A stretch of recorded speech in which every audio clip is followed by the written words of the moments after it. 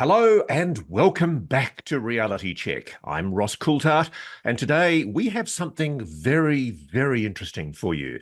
I've got a good friend and colleague, Ronnie Vernay, who is a Brazilian-based electronics and computer engineer who's working towards his Masters of Science in Physics, but he's also a UAP researcher and founder of the UAP Brazil group, which is a group of Brazilian researchers working to investigate UAP cases in and around Brazil.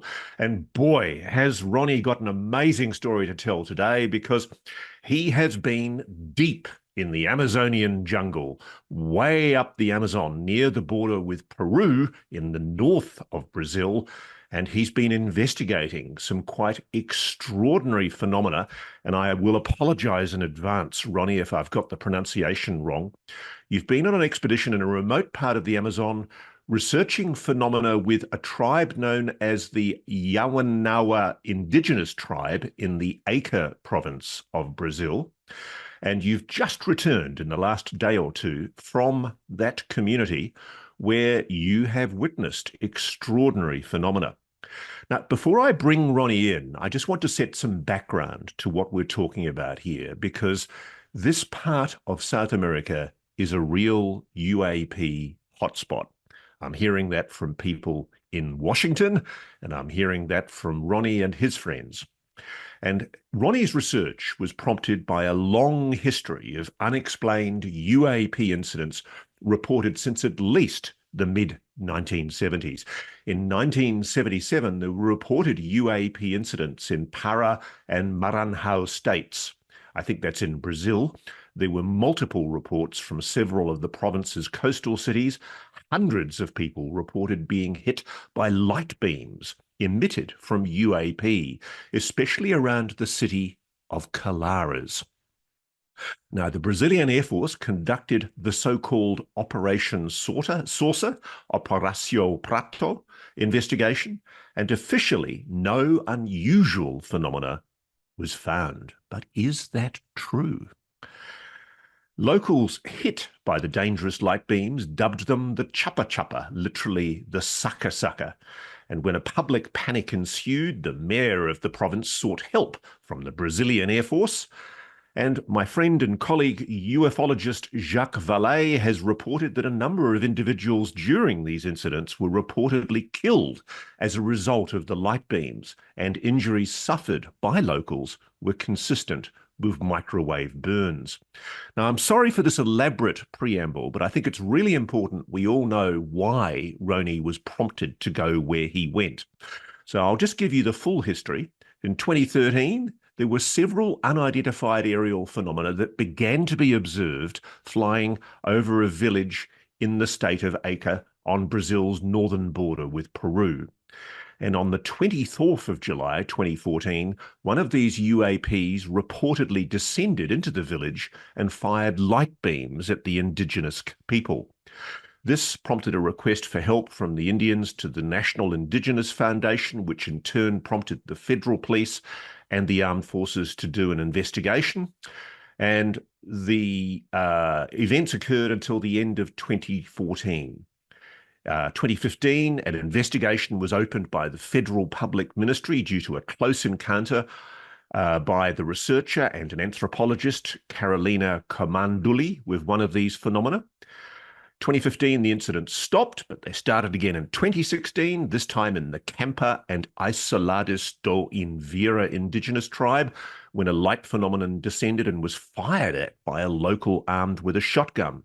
He then received a beam of light back at him and had to be hospitalized. So Ronnie came into this story at this stage. His first expedition into the area was in 2023, and his subsequent investigation led to the Brazilian government being forced to disclose video testimony, more than 20 minutes of video and 120 pages of official documents. And it essentially blew the whole Colares story wide open. So let's bring Ronnie in now. Ronnie, welcome to Reality Check. How was your trip, sir? Hi, Ross. Hi, audience. Thanks for having me. It was very intense. the biggest experience in my life. Never passed something like that in my life. So I have a lot to talk with you today. I'm anxious to talk everything I saw there. Okay, let's start with the sexiest bit first. Did you see anything anomalous, Roni? Yes, a lot, and a lot of things that I never witnessed before in my life. And I witnessed in the past a lot of things weird, but at that place it was something completely different, in a completely frequency, in a different power for what I was witnessing. What did you see? Yes, at the first day, my routine. I will talk about my routine first. My routine was to wake up by 7 a.m., 6 a.m., take a breakfast with the indigenous leadership, and go to the place where I was installing equipment.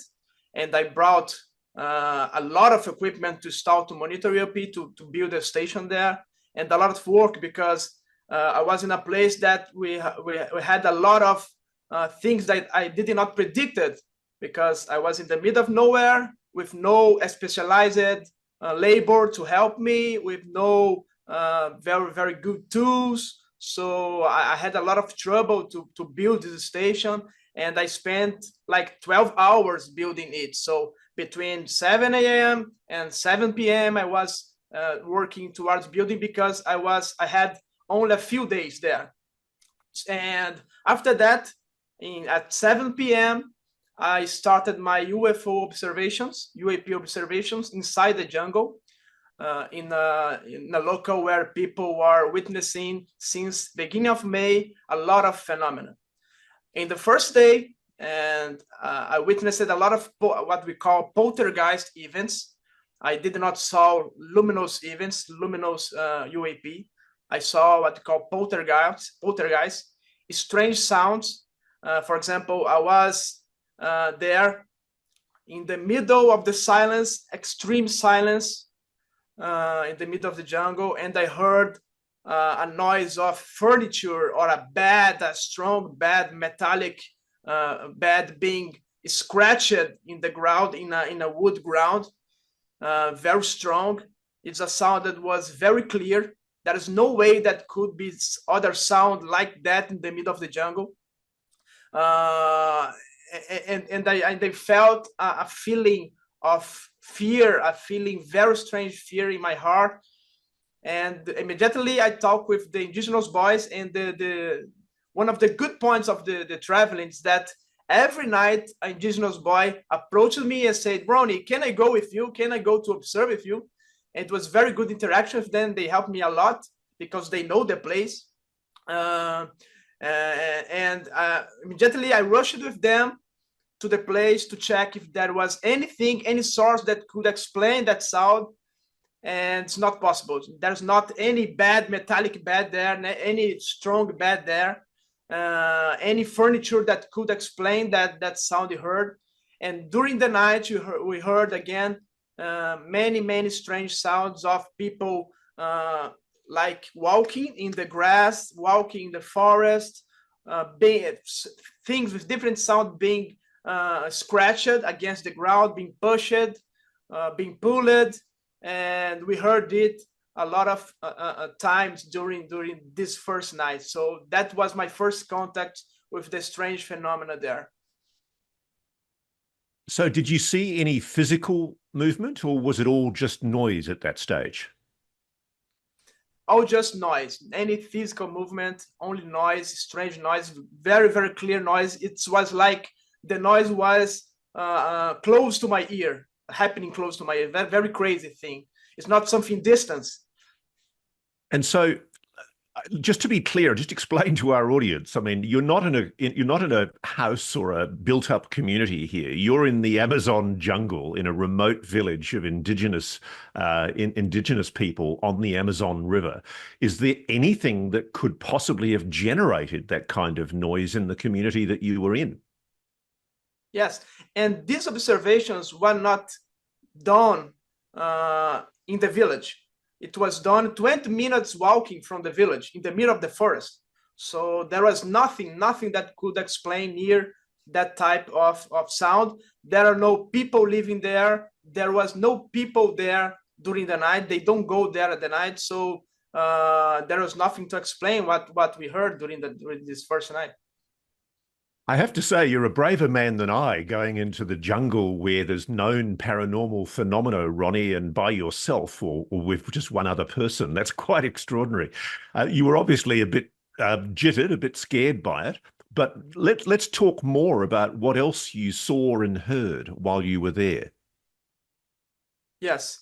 At the second day, I was suspecting that an abandoned house in that place, it was little abandoned with objects. It was dirty with objects left there, like people left there today. And the middle of the night left the house today and left everything the way that it was. So this house abandoned, I started to try to think about the hypothesis that some sound maybe could be generated there, maybe a furniture there, something like that. And I was there in the night and the next night with the boys, and all of us felt something that we never felt before. Me and also the two indigenous boys that was with me. It was like a feeling of extreme fear, extremely cold, and when you start to enter more and more deeper in this little house, we started to feel it more and more strong. So beside the sounds, this house had this feeling of fear of darkness, something I cannot even explain everything with my words. So this was the first act, the second act of my observations, this strange abandoned house there in this hotspot. Okay, let's go on then. I'm fascinated to get the full description of all of the range of phenomena that you witnessed. Keep on going. Yes. At the second night, and the same night where they entered the house, we started to observe the phenomena. In the previous day, during the day, I interviewed some indigenous, and I have a lot of material. I have like almost 20 interviews with separated indigenous in video, talking me what they witnessed, close encounters, unbelievable what they are talking on tape. And I get information what are they describing? Give me have any of them seen objects or entities? Most of time they're describing an orange or yellow sphere, a golden sphere, like a ball of fire that descends near the ground, near the houses. And most of time, these ball of fires are on top of their houses, on top of the roof of the houses, very low, like observing them, like staring at them. And when they even think to point, oh my God, this ball of fire is gone. Like it's like most of them say to me, it's like it was able to perceive what was thinking at the moment. Because when I was thinking to point, the ball of fire was gone. So this was the most common witness there. Okay, here's the $1 million question, Ronnie. Did you see those anomalous orange yellowy balls? Yes. The first observation was on a fair, not far, not too close, but a far orange blinking. It was blinking a very strong orange and a very strong yellow. It was going around, literally around all the village. So we observed like at 36 degrees, this object always in the level of the trees. It's important to say that it's not something that was far away in the space, far away in the air. These lights are at the maximum at the top of the tree level. It's the height that they fly there. So it was going around all the village, almost a 360 around the village, and entered inside the forest. And this was the first photo that I took with my equipment. So what we're looking at here is a photograph of the object that you personally shot with your camera? Yes, I was with at this night I was not with the station built yet. I was only with my camera and with my cell phone that was together with accessory that I plug my binoculars to give more zoom, to give more detail. So this was the equipment that I used. So talk me through what we're seeing. Yes, it was like a sphere, an orange sphere that the light was gone and again started to blink in strong yellow. And this becomes again, orange and yellow, orange, yellow. And this light going straight away, very low on the top tree level and going inside the forest. So this was the first observation of the UAP. And in these interviews, I asked people before I started observation, the first day, where these objects are most seen, where they are going, from where they are going, where they are coming, where they are going out. Can you explain the directions where this phenomena is more often seen? And almost all of them was certainly that was a specific direction. It was to the west direction from the village, looking at from the village, inside the village. And I started to investigate that direction, start to observe that direction. And these objects that I saw in the second night entered exactly in that direction where the people was telling me that the lights were going in and out. So what size was this object and how high was it? And what was your emotional state? How did you feel? Did you feel the same terror or apprehension or dread that you'd felt in the house the previous night? No, I did not feel that fear. I did not feel the same feeling during the poltergeist-like events. I felt like apprehension in the sense of, oh, maybe this object could be in our direction. And sometimes it seems that it was going to our direction, but fortunately it's not come. And I stayed more calm and everything went okay. Did any of the locals that you interviewed have experiences such as those that happened in 2014, 2015, where beams of light were projected at them by these objects? Not in the sense that to hurt them, to have physiological effects, that what we are observing at that time. It was in the sense of this ball of fire or projecting light just to illuminate or something like that, to read them, I don't know.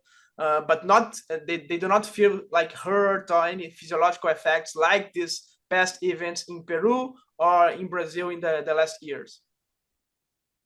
Now, I think we've all seen it. There's been these incredible videos. I don't know whether they're authentic or not, but they purport to be from villages in Peru, recorded very recently in the last year or so. And they showed extraordinary apparent beings, large, how does one say this? Humanoid entities walking around Peruvian villages shot on admittedly very bad quality mobile phone camera vision. Is any of the locals in the village that you were visiting, did any of those locals see anything coming like that? An entity, any kind of humanoid being, any kind of sentient, intelligent being? No, any of the interviews that I conducted, almost 20, they did not tell me about humanoid forms, only luminous forms and even objects. There are people that saw something like a disc with luminous lights in the side and also a red light in the bottom of this disc. Another people called me about like a water reservoir or something cylindrical with lights in the sides also that was spinning. And how large? This case, sorry? What size? Yes, like 1 to 2 meters is the most common size that they were telling me, this object. And you've obviously recorded these. Did you record them on video as well as still camera?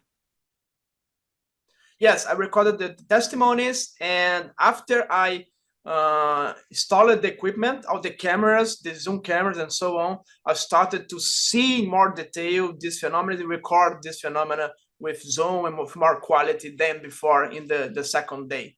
So the first contact with the luminous phenomena with me was that one is more far. I filmed it, as I said, with my binocular. that was together with my cell phone, a good cell phone.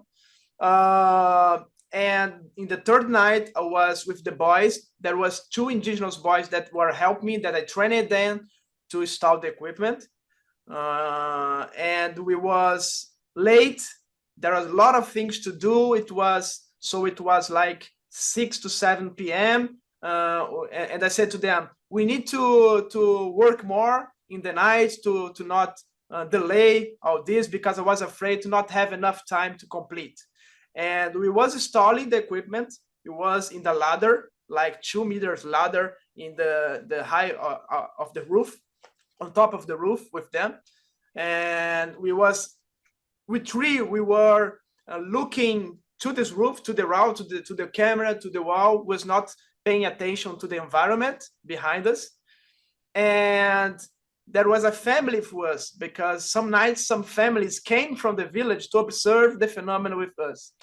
And this night specifically, there was a family, and the woman of the family said, hey, there was a big light behind you. And we looked behind, and was that big, like 1 to 2 meters sphere in a red to orange color, that was literally less than 1 meter from the ground, and literally behind us, like at maximum 5 meters from us.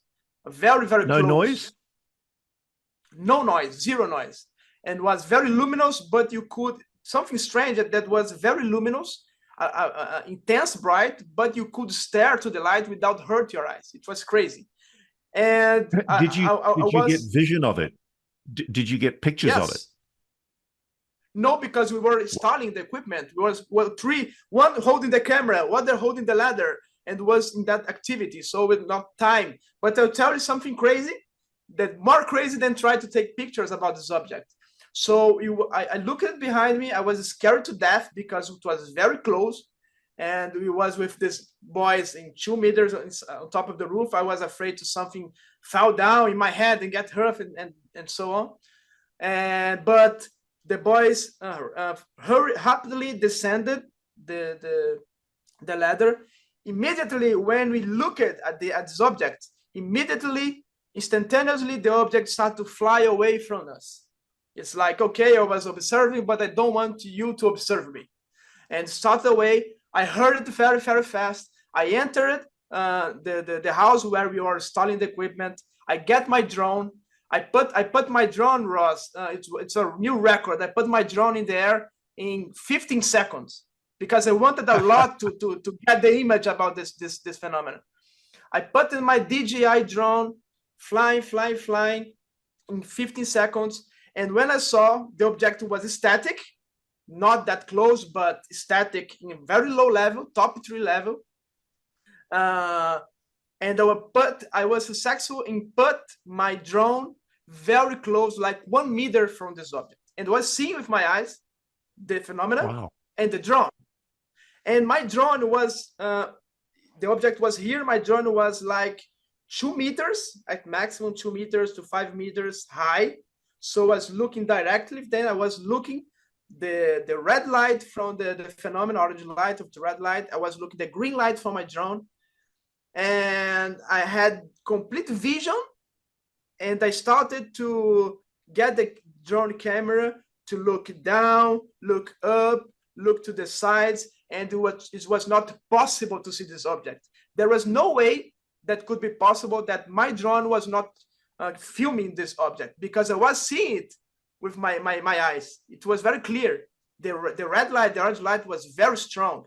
And it was impossible to me. The object was static, was not moving. And it was impossible to me to film this object with my drone.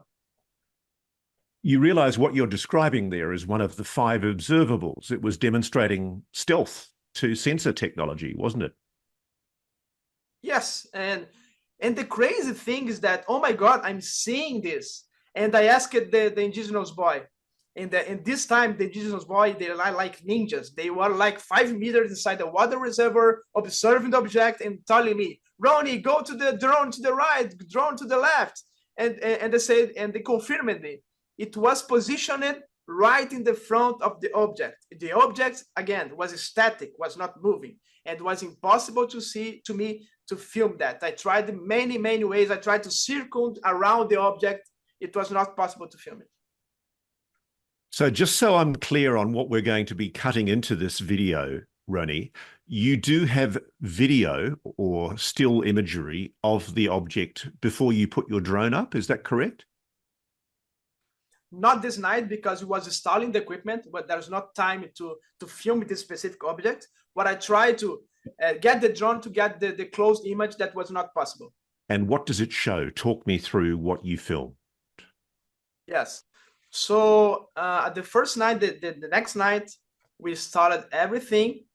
I was hurrying because something interesting, that these objects have a time window to appear more frequently. It's like that a behavior, they want to be seen, I don't know, but they have a very specific time that's between 6:30 p.m. to 8 p.m. This time window is when the objects come in and out the forest. And so I put all the cameras, the biggest cameras, the motorized cameras with zoom and the thermal cameras to the direction where this object was coming in and out. And I was hurrying to try to film in that day because I wanted everything okay, everything started in 6 p.m. to start to film at that night.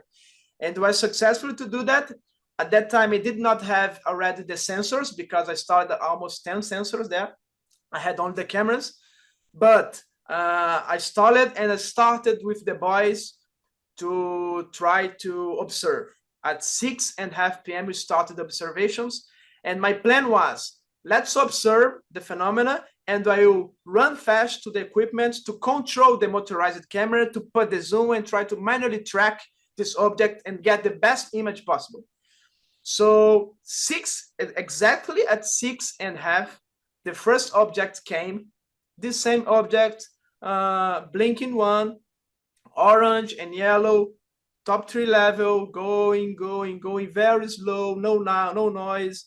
And I tried to, I run to the equipment. I tried to put the camera in the position, but I was not successful because the object immediately goes down inside the forest. And that's the behavior, common behavior.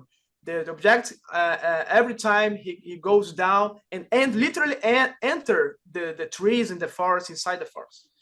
So passed like 30 minutes, came something very, very bizarre that I never witnessed before. It was what I could describe better. It was like aurora, aurora, the natural phenomenon.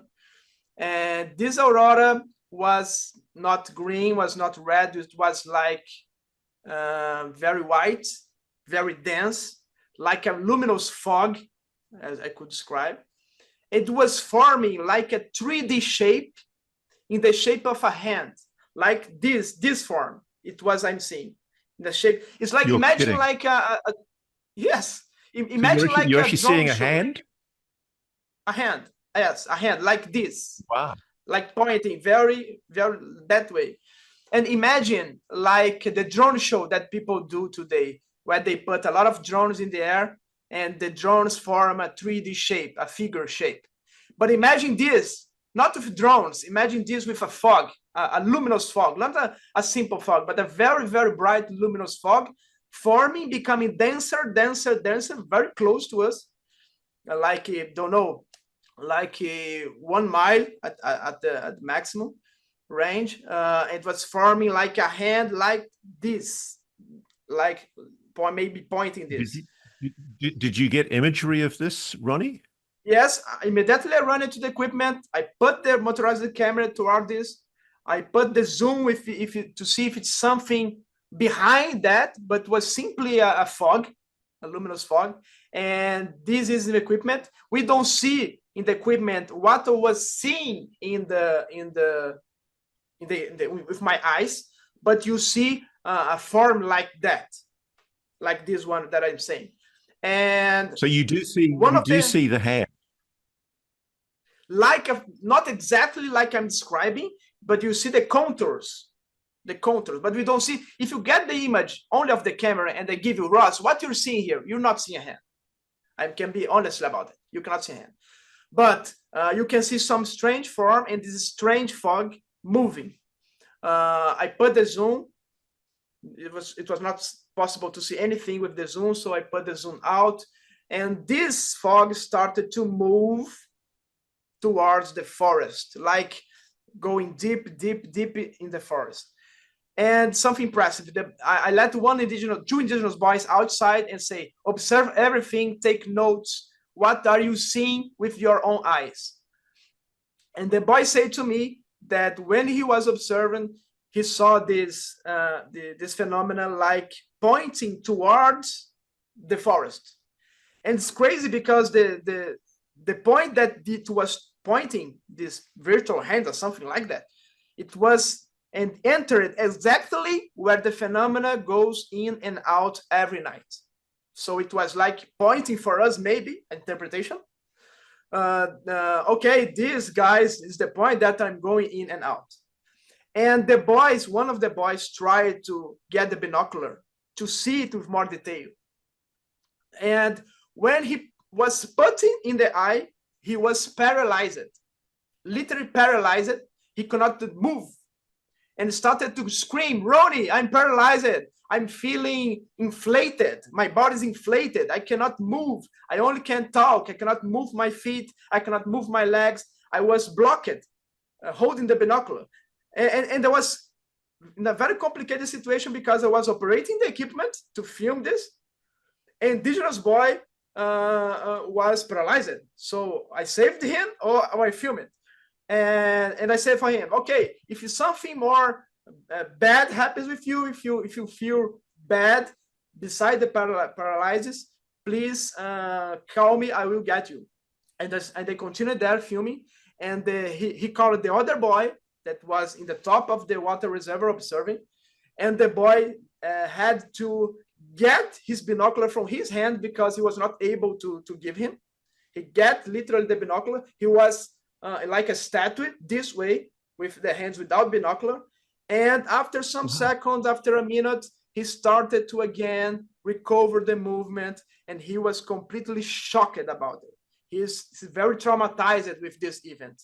He was very afraid to go alone in the indigenous village at the night. He is very afraid to back to this center where they started the equipment, and when this happened, it's something that affected him very, very bad ways psychologically. Let's talk about the best imagery that you gathered during your studies there, Ronnie. What do you think is the best image that you obtained of whatever this phenomenon is? I have very good images. I think is the best images produced in Brazil in the last, don't know, since the Operation Saucer, I don't know, but it's very, very good image because you see with all details this orange light. And I captured 4 types of phenomena there. And I'll describe it you in the video, in the camera, and describe you each one. The first one I captured after this cloud event that was pointing, this like hand pointing to the forest. A UAP rised at that specific point and started to move very slow, very slow. I run it again to the equipment. I put the zoom. I had the time to put the zoom, to put in the center of camera and track for many, many seconds this object. It was a very, very bright orange light that exploded, flashed. The orange light contracted. Instead, in the place of this orange light, we see a more smaller yellow to white light. This contracted, and we can see the objects. It's like 2 objects, like 2 spheres or 2 discs. I don't know. I can describe exactly because of the limits of the resolution of camera. But you can see the 2 objects moving together, and this cycle starts again. Explodes this orange light. What size is this disc object or this spherical object that you believe is at the heart of these orbs? It's very difficult because of the distance, Ross, but I could give estimate maybe maximum 2 meters, not something big, because I have to put, it's closer, it's in the forest, on top of the forest, and I know where they enter, so it's a close distance. But Can I ask you this? Do you think the objects that you were looking at are solid?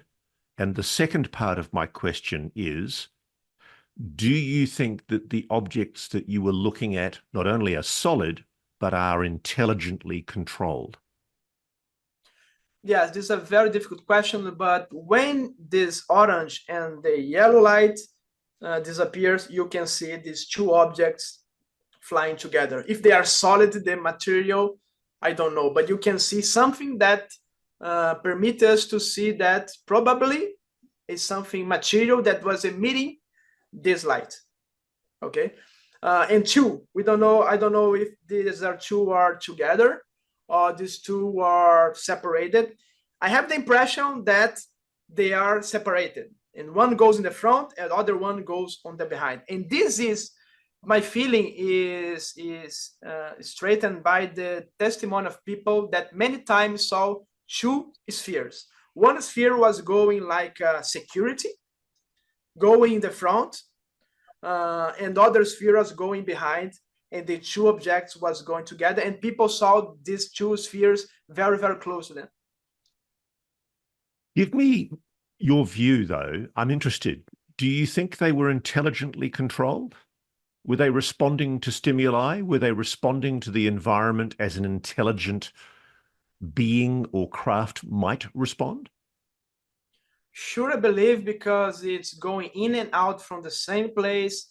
They react to stimulus, what I'm thinking, when I'm pointing, when I'm talking about it, it evades.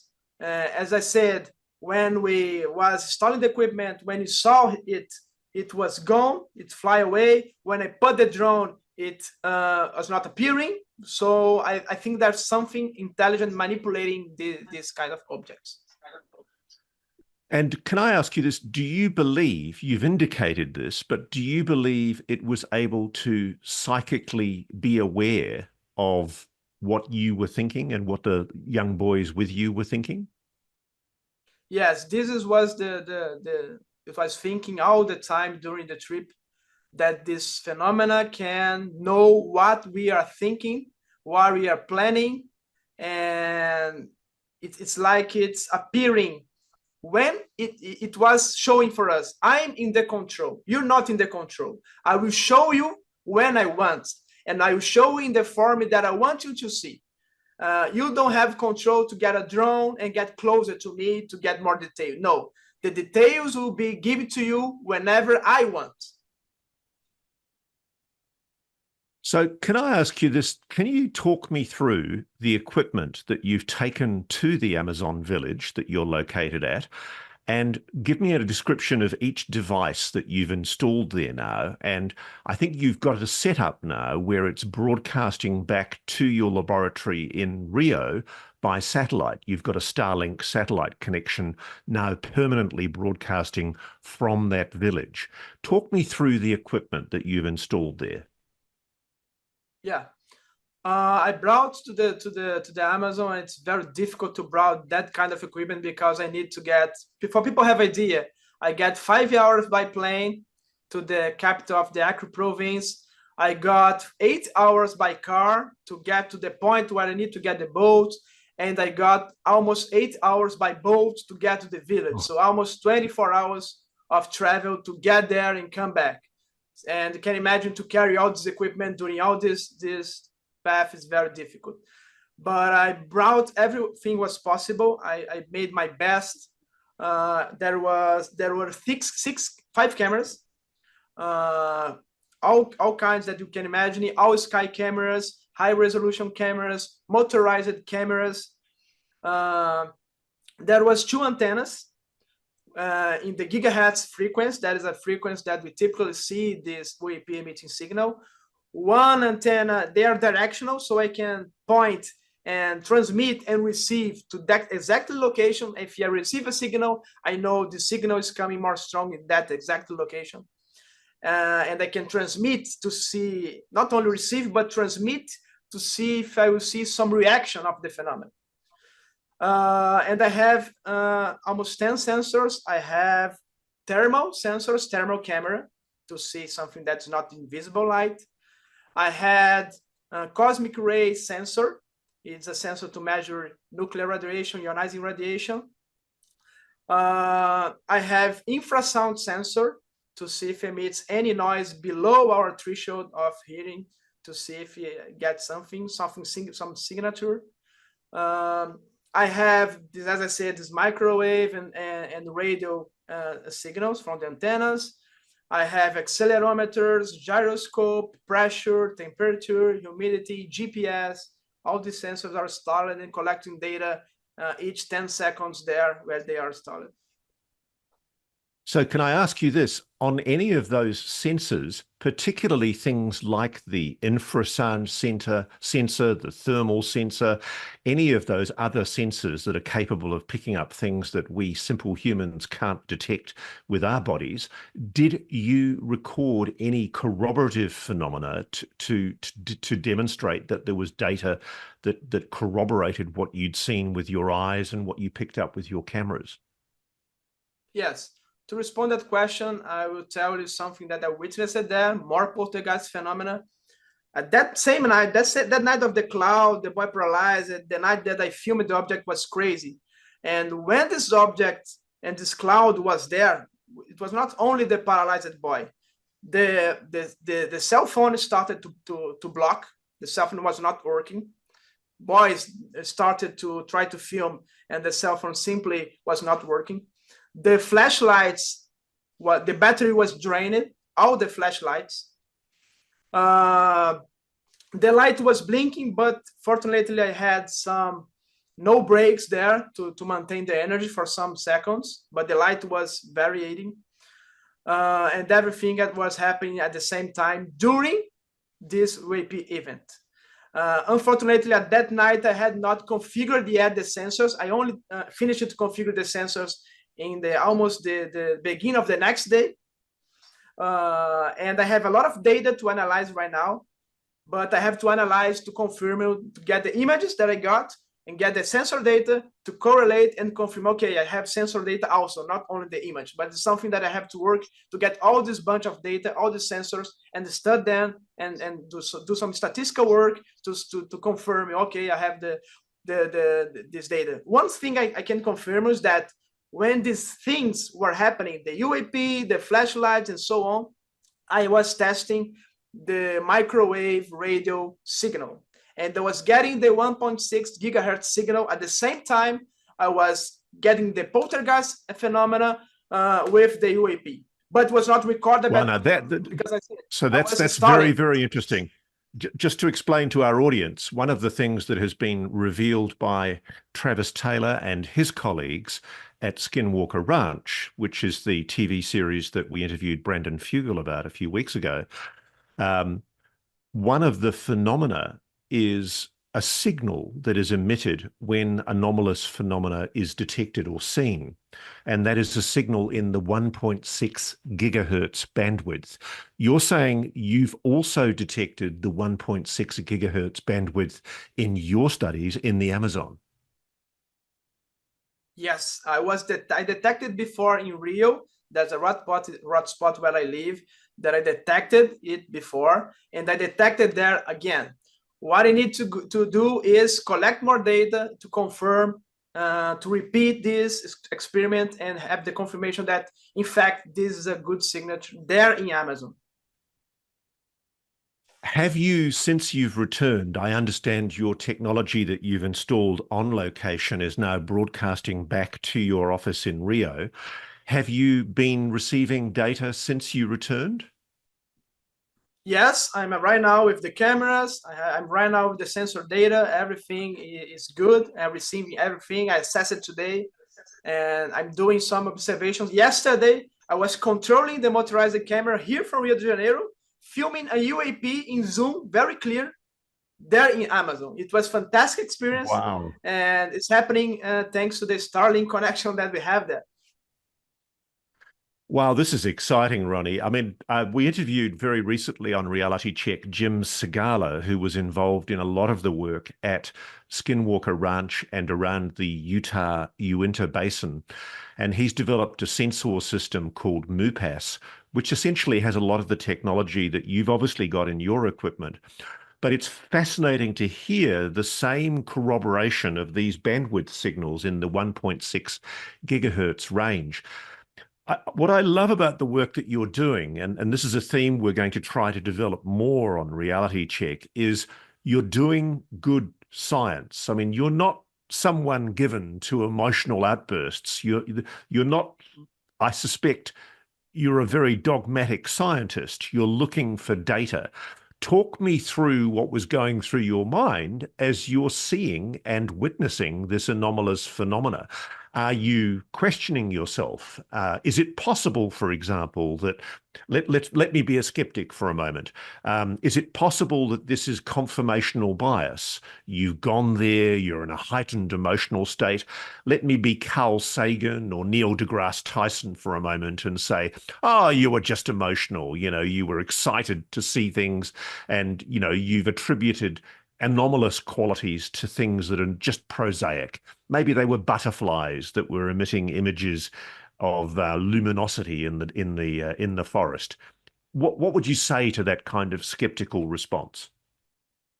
Yeah, since day one, I was scratching my head and saying, no, it's not possible. It's not possible. Let me search the poltergeist phenomena, the sounds. I went to all the village. I ran in the village searching for sources that could explain that. I could not find, and was mad about that because my mind could not fit with reality. But it's very strange. But the first light that I saw that I photographed myself on, also I said, no, it's a drone, it's a plane, but it entered inside the forest, and there are no planes in that area, and it's very difficult to have, honestly, it's very difficult to have planes in that area also. So, and when we all started the equipment, I saw the lights in front of me a few meters. It was not something explainable, had no noises. It was intense and I could fit with my eyes. So these events also corroborated by signals of radio frequency and poltergeist and lights blinking, all this crazy stuff. The boy paralyzed. It's a lot of craziness happening at the same time to not accept that this is happening. So, Ronnie, the million-dollar question is, what the hell is it? What are we looking at here? Yes, at the first times that happened, the indigenous leader ordered it to try to shut down this drone, and any people couldn't get close because it was very intelligent. It was when people were thinking to get the approach, the object was going away. It was near the ground, and 1 second it was far. So it was not possible to bring it down, as indigenous leader said. And I oriented that. I said for him, okay, don't do this. Don't do this because it can hurt you. So right now they're trying contact, and they're preparing. The most compelling thing is that the indigenous leader is preparing the community because he thinks his interpretation of the indigenous leader is that they will have a contact very soon. So tell me this, in Aboriginal society here in Australia, it's part of their oral history going back tens of thousands of years that there have been these orbs, these lights, very similar to what you're describing. It's quite fascinating to me that you're describing these orangey, red, white orb lights. Is it part of the oral history in these communities that this is something that's always been there, or is this relatively new? The indigenous say that they believe that in their culture that we have the beings of the forest. And the great thing is that the direction that these lights are coming in and out, I asked the indigenous leader, what do you have here? You have a river, you have a water body, what do you have in the direction? Oh, this is the direction exactly of the Samauma. The Samauma is the sacred tree of the Amazon. In the indigenous culture, the Samauma is a portal where beings from the forest come in and out. And when he talked to me about that, I was shocked because I was never imagining an answer like that. That exactly pointing direction where the phenomena is going down, literally entering the forest. It is exactly direction where the Samauma is located. Did you get a picture or imagery of the Samauma tree, the sacred tree that he was talking about?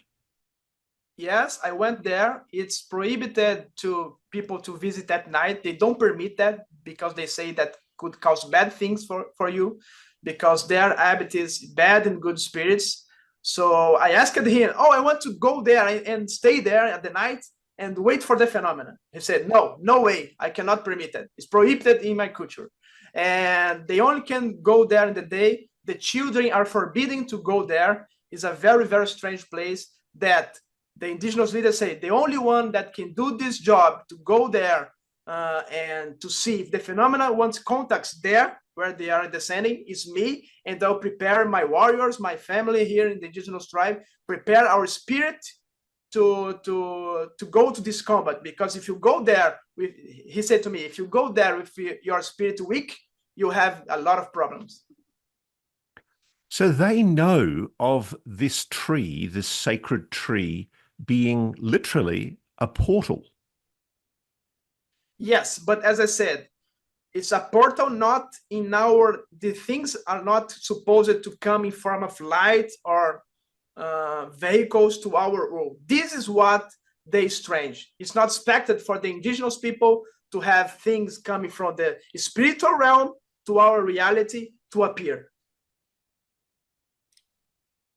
You're doing my head in, Ronnie. This is extraordinary. I didn't expect this degree of detail from what you've done in just a few short days in your visit. Well, look, I congratulate you, Ronnie, on the work that you've done. It's quite extraordinary.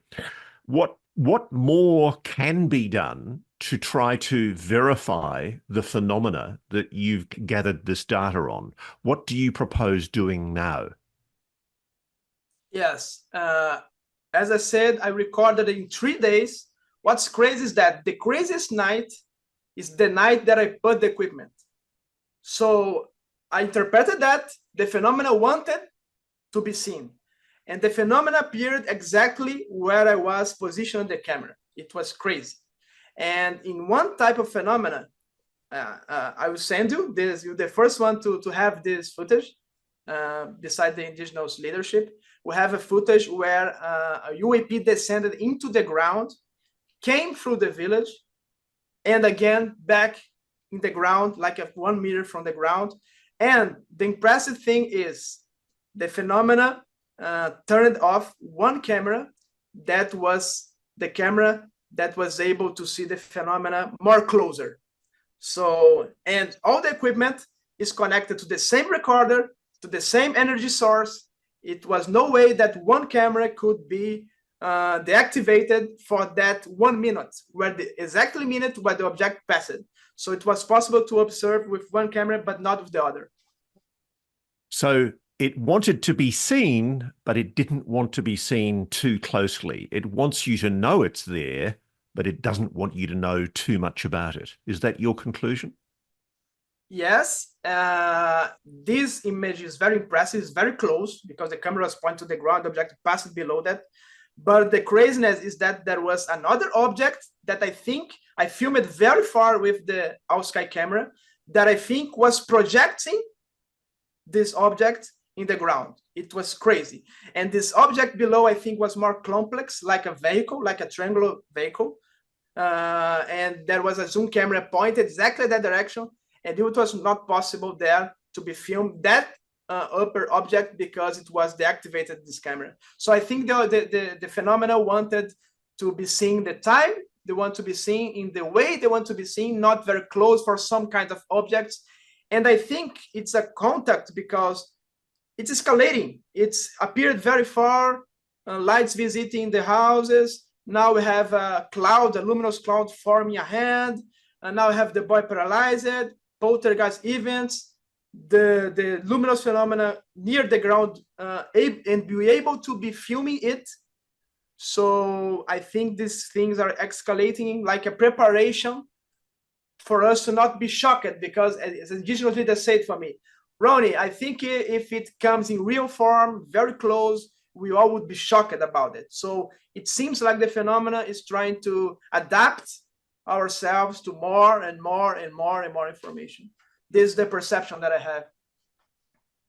Well, one thing I'm very proud of, Ronnie, is we've been able to help you get some resources from the organisation I'm helping here in Australia, the Non-Human Intelligence Research Institute's been one of your major sponsors.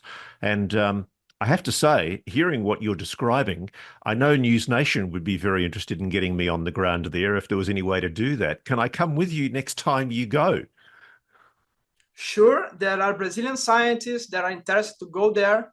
Maybe we'll have another round in September to visit the village. You are invited to go with me, go with us, and try to observe in close, in person there what I'm telling you.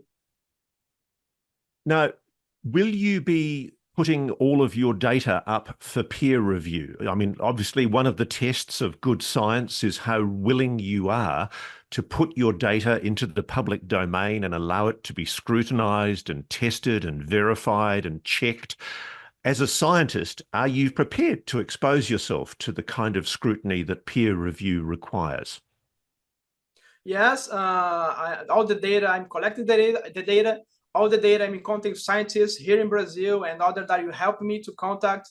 And the plan is to publish everything, and as soon as published, to release all the data to other people, get the data and have all the interpretations. And this is how science is done, yes. I'm inviting you to speculate, Roni, in conclusion. Let's speculate. What do you think we're dealing with here? I'm thinking we are dealing with a very, very intelligent phenomena that is scary because it can maybe know what we are thinking. And I'm saying because of the interpretations, talking with the indigenous and what I witnessed in myself. So it's a very, very powerful phenomenon, not simply a technological thing that comes. I think it's had more scientific, okay, because of signals, but have also a spiritual interpretation. And this, I think, what's fantastic that we have in this mission the scientists getting data, and we have the indigenous interpreting that data, interpreting the phenomena with their beliefs, with their culture. And I think this merge with the indigenous culture and science could get to a conclusion, or maybe know more about that. I don't think science alone or indigenous alone could know what is this. Well, Ronnie, I just want to congratulate you. I mean, when you told me you were going up into the deepest, darkest depths of the Amazon, I really didn't expect that you'd come back with such results so quickly. So I congratulate you. And I just want to say, for people out there who are skeptical, I can vouch for Ronnie. He's a credible, objective, intelligent, careful scientist. I don't think he's making this up. And what's interesting is he's recording with corroborative sensor systems data that can be measured, verified, and checked. I think if we're ever going to get closer to an answer on this mystery, this is the kind of work that needs to be done. At some stage, Roni, I'd love to get you back on Reality Check to talk more broadly about the Colares mystery, the history of Colares and the history of UAP sightings in Brazil. I know there is a very strong US intelligence community presence in Brazil and in Peru, and it's taking a very close interest in what you're looking at. They may deny it, but I know they're there. So, my friend, congratulations on the work that you've been doing. I really applaud it. And let's get you back on Reality Check, and let's see if we can get you back on the ground getting more data in the future. Thank you very much, Ross. Thanks for having me. Thanks for your audience. Thanks for NewsNation. And I hope to see you again soon. All the best. Thank you.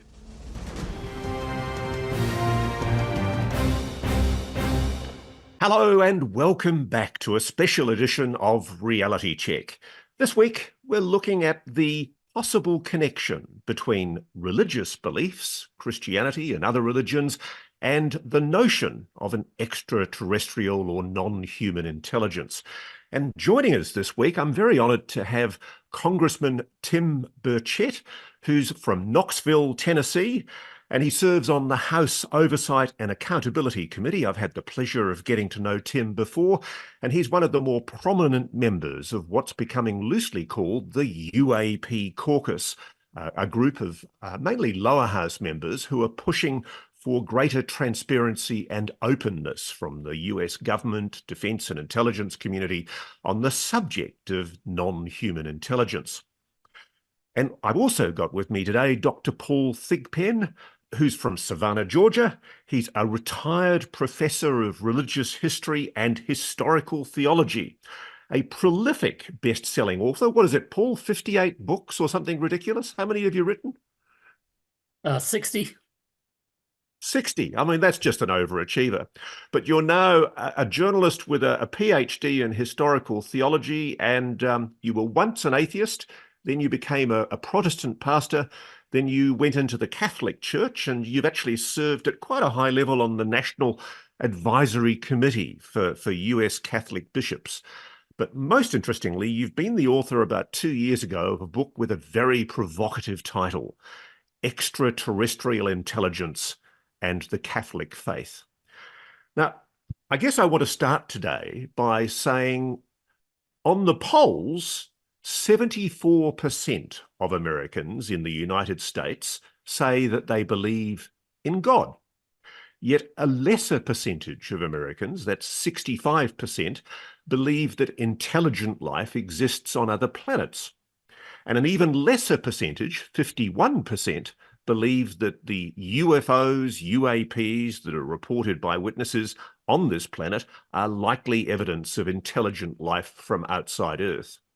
And when you get to the issue of who in America definitely believe that UAPs are evidence of a non-human intelligence, there's only 11% of Americans believe in definitely a non-human intelligence engaging with this planet. So what's going on here, gentlemen? Do you want to start, Paul? You're the theoretician, you're the professor who's made a study of this. Where do you stand on the issue of extraterrestrial or non-human intelligence and religious belief? Why is there such a huge difference in belief? I think it has a lot to do with our surrounding culture, at least in the United States. The truth is, a good portion of my book is looking at the history of what I call the ETI, or extraterrestrial intelligent conversation, and all the way back to the ancient Greeks, so back 2,500 years. And it's interesting to see that historically our period is the anomalous period in that the majority of people don't believe in other kinds of non-human intelligence. So Christians certainly believe in angels. That's a form of NHI.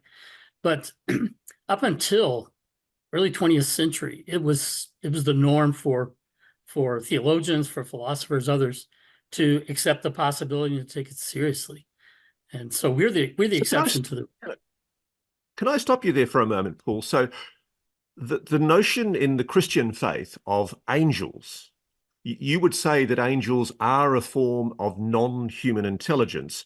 And I guess by definition, then, that would also include God, who Christians believe is a creator of humans and other animals and creatures, and also demons, the evil creatures associated with those religious beliefs. Are they all non-human intelligence in your understanding? Well, yes, demons are actually angels. They're just the ones who fell, who turned away from God. But in their essence, they're angels. And I don't usually think of God as non-human intelligence, but of course, yes, he's intelligent. He's personal. He's not some impersonal force.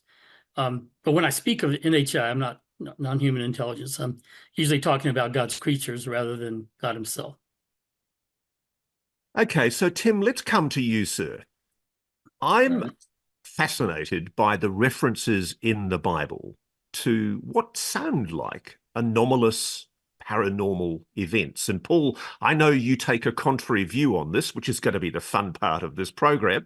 But I'm going to read an excerpt from firstly Acts 1:9. And it's the story of what happened to Jesus after he was resurrected, which is probably quite apt for the coming weekend. He was taken up into heaven. And in Acts 1:9, quote, "After he said this, he was taken up before their very eyes, and a cloud hid him from their sight. They were looking intently up into the sky as he was going, when suddenly two men dressed in white stood beside them. 'Men of Galilee,' they said, 'why do you stand here looking into the sky? This same Jesus who has been taken from you into heaven will come back in the same way you have seen him go into heaven.'" And then, Tim, before I bring you in on this, I also like Ezekiel 1:4-6, quote, "Then I looked, and behold, a whirlwind was coming out of the north, a great cloud with raging fire engulfing itself, and brightness was all around it, and radiating out of its midst like the color of amber, out of the midst of the fire. Also from within it came the likeness of 4 living creatures, and this was their appearance. They had the likeness of a man. Each one had 4 faces, and each one had 4 wings." Now, I know there are lots of references in the Bible that sound extraordinary, paranormal, and anomalous, but I guess to my very biased ear, aren't we talking there about the possibility of non-human intelligence, flying saucers, UFOs, Tim? Well, if I could address the Ezekiel part first, I've talked about that a lot and I've read up on that. And, I maybe not be I'm not as learned as my friend here from Georgia, but I've lived my whole life. I've read my Bible, and I'm a born again Christian, and I have no problem with there being other life forms out there. I don't see the Bible limits that. I hear people say that it does, but I just don't, in the vastness of God's great universe. But Ezekiel, Ezekiel saw the wheel, and it was this is a King James interpretation from, I believe, my friend there, is it Aramaic? Is that what the Bible was probably spoken in originally? I think, I'm not sure. But, this is a translation. So this is people that didn't have the advancements that we have, and are comparing seeing something to something that they know, all they know about. And so I think Ezekiel I think he's talking about a flying saucer of sorts. I think, but the other verse, I believe you said about Acts, I've read that before, and I've read different interpretations. And we were always taught to believe that those were angels, or and there was 2 of them, and I've heard that could have been the 2. There was 2 reference. I can't remember the exact. I haven't done my research on this right now, but I guess long story short, I have no problem believing that there's mentions of extraterrestrials in the Bible, and it doesn't question my faith one bit. It doesn't hurt it or damage it. Matter of fact, it makes it stronger. It makes it a lot more vast than we as Christians sometimes make it, this little comfortable little box on this little round rock we call Earth.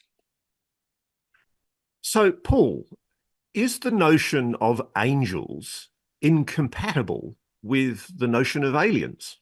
Is it possible that we're talking about one and the same thing?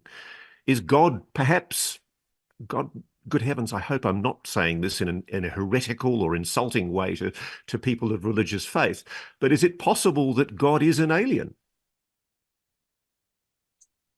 Wow. I would, God's, at least in the Christian faith, God is in a totally different category from what we might consider an alien. If whatever aliens exist are his creation, he's not one of them.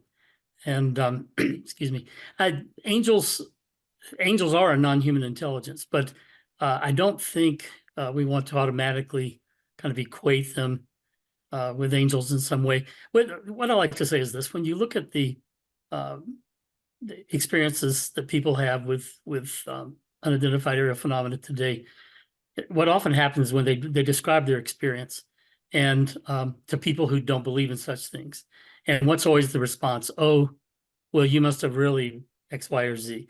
You had a hallucination, you had a dream, you're drunk, you saw swamp gas, whatever. Because what they're doing is they dismiss what the person says because they they don't believe in what that person thinks it was, but they believe in something else. So they'll make the identification there. And I think we have to be careful with sacred text the same way that the passage in Acts is, I think, is very clear. It says appearance of men, but very clear in the Christian tradition that those were angels. And in Ezekiel, it's very clear in the Christian tradition and in the rest of the context that in both cases that this was not unidentified to the people who were seeing it. They knew exactly what they were seeing, and they gave an interpretation of what it was. So I think we have to respect that, both the observers and those who recorded it and the tradition since then, that it is, I take it that that's exactly what it was, that they were angels. Even in Ezekiel, they were known as angels, but also the glory of the Lord. So to answer your question about aliens and angels, at least in the Catholic tradition, there's a very clear kind of definition, understanding that angels were non-human intelligence created before human beings were. Some of them fell and turned against God. Those are demons, some did not. That the word angel means messenger, that God still sends them to us to help us in various ways. And that they are purely spiritual beings. They don't have corporal bodies. They don't exist in space, that they can act on space. They don't move through space. And so to speak of alien in the sense of a creature from another planet or another dimension is really very different from the Catholic understanding of what an angel is. Okay, so let's acknowledge here that obviously Christianity is one of many religions. The Islamic Quran, for example, there's a line in the Quran which says, "All praise is for Allah, Lord of all worlds." And there's another one, "And among his signs is the creation of the heavens and the earth, and of whatever living creatures he has spread forth in both. And he has the power to gather them together whenever he pleases." That's commonly interpreted by a lot of Islamist scholars as an acknowledgement by the Quran that there is indeed a notion of there being other intelligent living creatures in the universe. Let's start from basics. I'm intrigued by this line in Genesis, which says, in Genesis 1:27, quote, "So God created man in his own image. In the image of God, he created him. Male and female, he created them."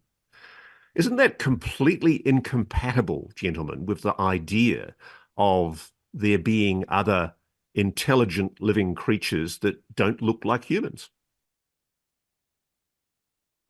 Who wants to start? I don't think it's incompatible at all. It's to be made in the image of God, again, in the Catholic tradition, is to have a rational intellect and a free will. And I would add that that's what we would call a spirit or soul, and that it's immortal. And so there's nothing there that says there can't be others who are like that. It's talking about this planet. But he does say that we created man in the image of God. So if humankind is designed in the image of God, are we to assume that God is a humanoid and that the only dominant living creator creature is a humanoid creature, therefore we look like that humanoid creature? Or am I being too literal here? Tim, what's your view? Well, I'm again, I'm not the biblical scholar, but you could say the same thing. Well, why are there black folks? Why are there Asian folks? Why are there white folks? Why are there, is God a chameleon? I mean, I could see that being, I just think he's talking about Earth, and I think he's talking about the likeness and maybe the profile. And as was stated, we're created with a soul. We're created in this general image. And I've talked to people who've talked about aliens from other planets and things like that, and they always call them a humanoid type thing. They have a face, they have arms and legs and things like that. So, but I like I said, I don't get too hung up on all that stuff. I really don't. I have enough confidence in the scripture to believe that it's, they're talking about Earth, and I agree with what was said earlier. So, Paul, just to pin you down a little bit, because I am intrigued by that chapter in Genesis. If God made humankind in his or her own image, isn't that an implicit acknowledgement by the Bible, the text on which Christianity is based, that humans are essentially the same type of species, if you like, as God? Or am I being too literal? Yeah, I think so. Well, too physical, maybe is a better way to put it. At least in the Catholic tradition, I'd say the majority of the Christian tradition, the image is not taken to mean the physical body. It's understood that God doesn't have a body except in the incarnation in Jesus Christ. It was God and took on a human nature with a body. But in his own essence, in his own being, he's pure spirit. But he is the supreme rational intellect. He has a supremely free will. He is immortal, and that in those ways we're made in the image of God. And I'm pretty sure a study of Judaism, I think that notion that that's what the image means, something like that, goes back to Jewish sources as well. I know that in the Catholic faith, you'd be hard pressed to find some kind of statement that that our bodies have to be in that image. The closest you get to that, St. Thomas Aquinas will say things like, when you talk about in the scripture the hand of God, then what that means is that we're made in his image, not he in ours, and that just as he has an active power that he can extend into the world to do things, we have hands that can extend into the world to do things. Doesn't mean that God has a physical hand, but it does mean that aspects even like that in a secondary way show that we're made like him. Okay, so look, I've actually, the great thing for you gentlemen is that the very irreligious me in the last week or so since I've been preparing for this interview has been reading my Bible. And it's not something that Ross Coulthard has done a lot of in his lifetime. And I just want to say, whilst it hasn't converted me, it's given me a lot of thought. Because as well as that Ezekiel line that we discussed with both of you, there's also lines like this one, Zechariah 5. Again, I lifted my eyes and I saw, and behold, a flying scroll. And he said to me, what do you see? I answered, I see a flying scroll. Its length is 20 cubits and its width 10 cubits. And there's more. There's Kings 2:11. As they still went on and talked, behold, chariots of fire and horses of fire separated the two of them, and Elijah went up by a whirlwind into heaven. I mean, forgive me, maybe again I'm being too literal, but this is what the Bible says. That sounds like some kind of paranormal phenomena that's not inconsistent with what humans today, witnesses, describe as flying saucers, anomalous objects in our skies. How do we know they're not? Again, let me take a stab at that. I think what they're doing is comparing it to what they know and what they have. Again, Ezekiel saw the wheel. The wheel was the most technologically advanced item they had at that time, and they're seeing something that I forget what a cubit is. I think well, I can't remember right now. My Baptist Sunday school lessons are fading in my memory at 59. I guess that's to be expected. But if you figure something, if it's half as wide as it is long, you're looking at a silhouette in the air, and that would, to me, would be a saucer. That would be the classic saucer right there. And I don't know, Paul, you take a shot at it. I'm not sure but that's what I see. I just see they're comparing something. They're possibly not educated people, and that's all they have to compare it to is what they know, and that at the time was a scroll. Paul? Well, again, sacred texts, you have to, if you accept them, the Catholic faith, broader Christian faith, as in some way revealing the Word of God and coming to him from them, then it makes sense when you read the context of each of these, that to the people witnessing them, these weren't unidentified at all. They knew what they were. They knew that for instance, in Ezekiel, it talks about the glory of the Lord, and actually with the wheels and everything else, it's more closely aligned with what a great throne would look like for a king of that time. And so I don't think that it's, folks' ignorance kind of saying, well, here's a flying saucer. This is the best way I can describe it. But more that God reveals something to them, perhaps through angels, sometimes more directly. And they record what they see and they interpret it for us. And I don't want to say to them, well, I don't believe in such stuff, so you must really be seeing something else that I do believe in, like UFOs. The scroll, the context of that was that it was actually something written on there that he was to consume. So I know that you're now a practicing Catholic, Paul, and it's interesting. I think it's very interesting to me that the Vatican particularly has been a church that has taken a very close interest in astronomy. Now, what's the Vatican's position? What's the Catholic Church's position on the possibility of non-human intelligence? And how does that fit in with, if you like, the Catholic Church's rejection of the Copernican idea, for which Galileo was, of course, tried and prosecuted, suggesting that the Earth wasn't at the center of the universe? I mean, 400 years ago, you had the Catholic Church punishing a scientist for espousing the view that humans weren't at the center of the universe, pushing the Copernican idea that indeed, there was an alternative explanation that the sun was at the center. So how do you reconcile that idea that I think has dominated Christian belief, that humans are very much at the center of God and ideas? How does God fit with NHI? Great question.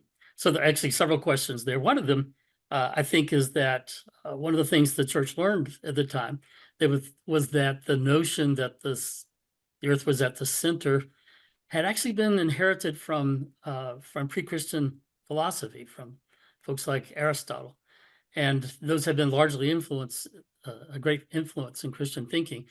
And when it came to be seen that science is showing that's not the case, then right away you begin to have Christian leaders letting go of it and saying, well, that's not really essential to our faith. I'm sorry for what happened to Galileo at the time. And yet Pope John Paul II has written favorably about Galileo and his testimony. The fact that the church could then go on and say, all right, let's let go of that non-Christian, actually, pre-Christian philosophy that led us to this position, let go of it and accommodate that. And that's one of the reasons why I think that the Catholic Church could accommodate a discovery or confirmation public of other kinds of non-human intelligence. But I'll also say, St. Augustine once said, he's one of my heroes, once said that God loves each one of us as if there were only one of us. And every parent of more than one child understands exactly what he means by that. You have your first child and you think, oh, I could never love another child like this. And then another one comes along and you say the same thing, and you realize that having multiple children to love does not divide your love, it multiplies your love. And I think for folks who have been concerned that the discovery of other intelligent species would somehow make us less special in God's eyes, they fail to understand this principle that's been part of Catholic faith for a long, long time, that we can be special and they can be special too. You can love Congressman them as much Tim Congressman Burchett, I know that people like, for example, Lou Elizondo, who's obviously worked inside the Pentagon and investigated UAPs, UFOs. Lou's spoken publicly about the fact that there is a view among some people in the military, particularly in the US Air Force, apparently, a very strong evangelical position from evangelical Christians in the US Air Force, that is very hostile to the idea of engaging with the subject of UAPs, not because it's not real, but because there's a genuine concern that it's demonic, that it's evil. Where do you stand on that? Do you agree with Lou? Well, I don't disagree with Lou. He's a friend, but I don't. I would probably modify that just a little bit. I think that there is a movement in the UFO community that people are opening themselves to demonic suggestion. I know people are doing seances and things to bring these craft down or in or something like that. And to me, it reeks of a demonic suggestion. You open yourself up to that. My dad used to say, if you open yourself up to that, that's when it happens. and not within the UFO movement. But I worry about that because there is a growing community that's what they do, and they talk about their spiritualism and things like that, and you know, it has all the essence of a classic seance, and I worry about that. I really do. You know, So you're talking there about things like CE5, where there are groups that do meditation and they draw the phenomenon they claim to be engaging with a non-human intelligence. Is that what's concerning you, that those kind of so-called CE5 events, which are allegedly attracting the phenomenon, engaging with a non-human intelligence, the risk you see as a Christian is that that might be demonic? I do. It's just the power of suggestion. I have a friend that does some of this, and I've seen them just gradually drawn in to this type of belief. And to me that's very disturbing. That's very disturbing. And I hear members of Congress talk about the demonic suggestion of this type of activity. So I try to stay afar. I don't, as I've stated many times, my main concern is, what are we spending tens of millions of dollars on? If they tell me this thing, if it doesn't exist, why do we keep spending money? And then why won't they issue the reports to a member of Congress? That's been my major concern with this. And as I've delved into it, I've found out about this community, and it is a growing community. But I'll tell you one thing I have learned in this. I want to tell you one thing I've learned in this. I'm going to have to go back because of Paul. I look like a complete idiot up here. I need to go back, and I'm going to have to start reading my Bible a little more, Paul. So one good deed you've done today as a good Catholic, you've told this old Southern Baptist he needs to go back and read his Bible, because now when you're saying these things, they draw back into my mind, the teachings that I had as a youth. So I apologize to y'all for my less than learned responses to some of your questions. Now, Tim, I just want to pin you down on that a little bit. So you think it is likely that there are people in the military who are reluctant to engage with the UAP subject because they're genuinely fearful, as committed Christians, that this might be engaging in some way with demonic forces? I don't know about in the military. I haven't spoken to anybody specifically in the military that believes that, but I do believe that is an ongoing phenomena in the UFO community, and that they are in fact doing those type of things that I would think would invoke some sort of demonic activity. And that's, to me, is kind of troubling. Paul, what do you say to that? Well, it's that notion, that concern that it's all demonic. It's in the evangelical community, but also in some of the Catholic community. And my great concern is that the reasons folks who think that will say it. First of all, they believe that it's contrary to Catholic faith, that such a thing could exist. I think if they read my book, they might change their minds. It's plenty of room in the Catholic Christian faith to accommodate that notion. But also, there are examples of incidents in which people have encounters that sure fit the classic diabolical profile. I'll just mention one that I was listening to a podcast, won't mention his name, but someone well known in the community who had been involved with Skinwalker Ranch and these things, and talking about the so-called hitchhiker phenomenon. And he says that at one point, if I'm not misrepresenting him, that the thing kind of inside was invisible, seized him, and he began to speak through his mouth with a voice that wasn't his. That's kind of a classical profile of Christian thinking that would be diabolical, demonic possession. I'm not saying he was possessed, but I am saying things like that give people reason to, concerns. The abduction phenomenon in certain ways can seem like diabolical possession. My point is this. I think probably there is some overlap. We've got a lot of things going on here with regard to UAP. And I think there is some overlap, that there are some things that probably are diabolical. And I've never denied that. But that to go from that to take some incidents and then jump to the conclusion that it's all demonic, when the great majority of UAP does not fit any kind of diabolical profile as we've understood it. I think that's just a leap you can't make, to make the absolute statement it's all demonic. It's not it's a leap of logic you can't take. So I agree. one of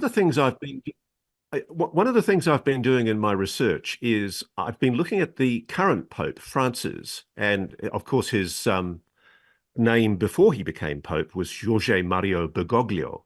And it's interesting, there's some research that's appeared in the South American press where it turns out that the current Pope was a very close friend of one of Argentina's most prominent ufologists, a guy called Benito Segundo Reina, who was an Argentine Jesuit priest and astronomer who died in 1982.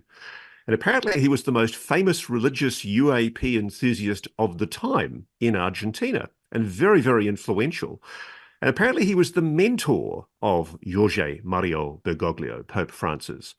Is this acknowledged inside the Vatican at all, Paul, that the current Pope has been very much a close friend and indeed mentored by a person who was very avowedly a ufologist and who apparently also there are other people who are well-known Argentine ufologists who claimed to receive messages from extraterrestrials that could be prophetic.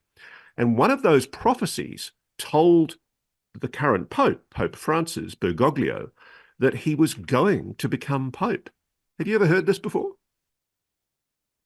I heard it from you in a private conversation, that last part. Yep. And to be honest, I haven't heard it otherwise, but I will also be very clear. Do not have connections in the Vatican.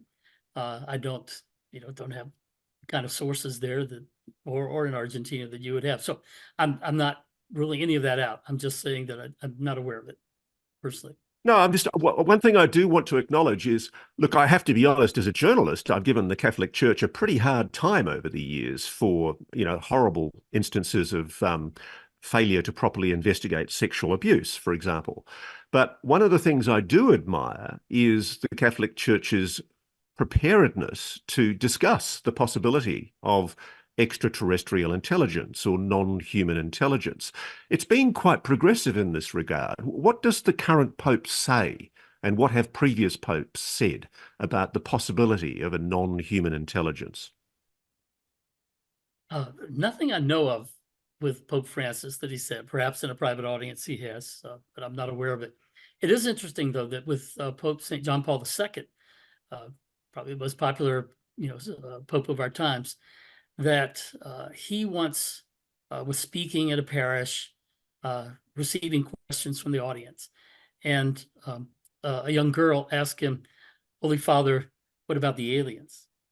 And this is so important to me that if he knew that that was contrary to the Catholic faith, I'm sure he would have said, because he would have had to say to her, "Well, young one, that's contrary to our faith." Or he could have said, "Well, we'll have to wait and see if science shows us that." He could have said a lot of things, but what he actually said was, "Always remember, they are God's children too." And that's my talk at the Soul Symposium. It took that as its name.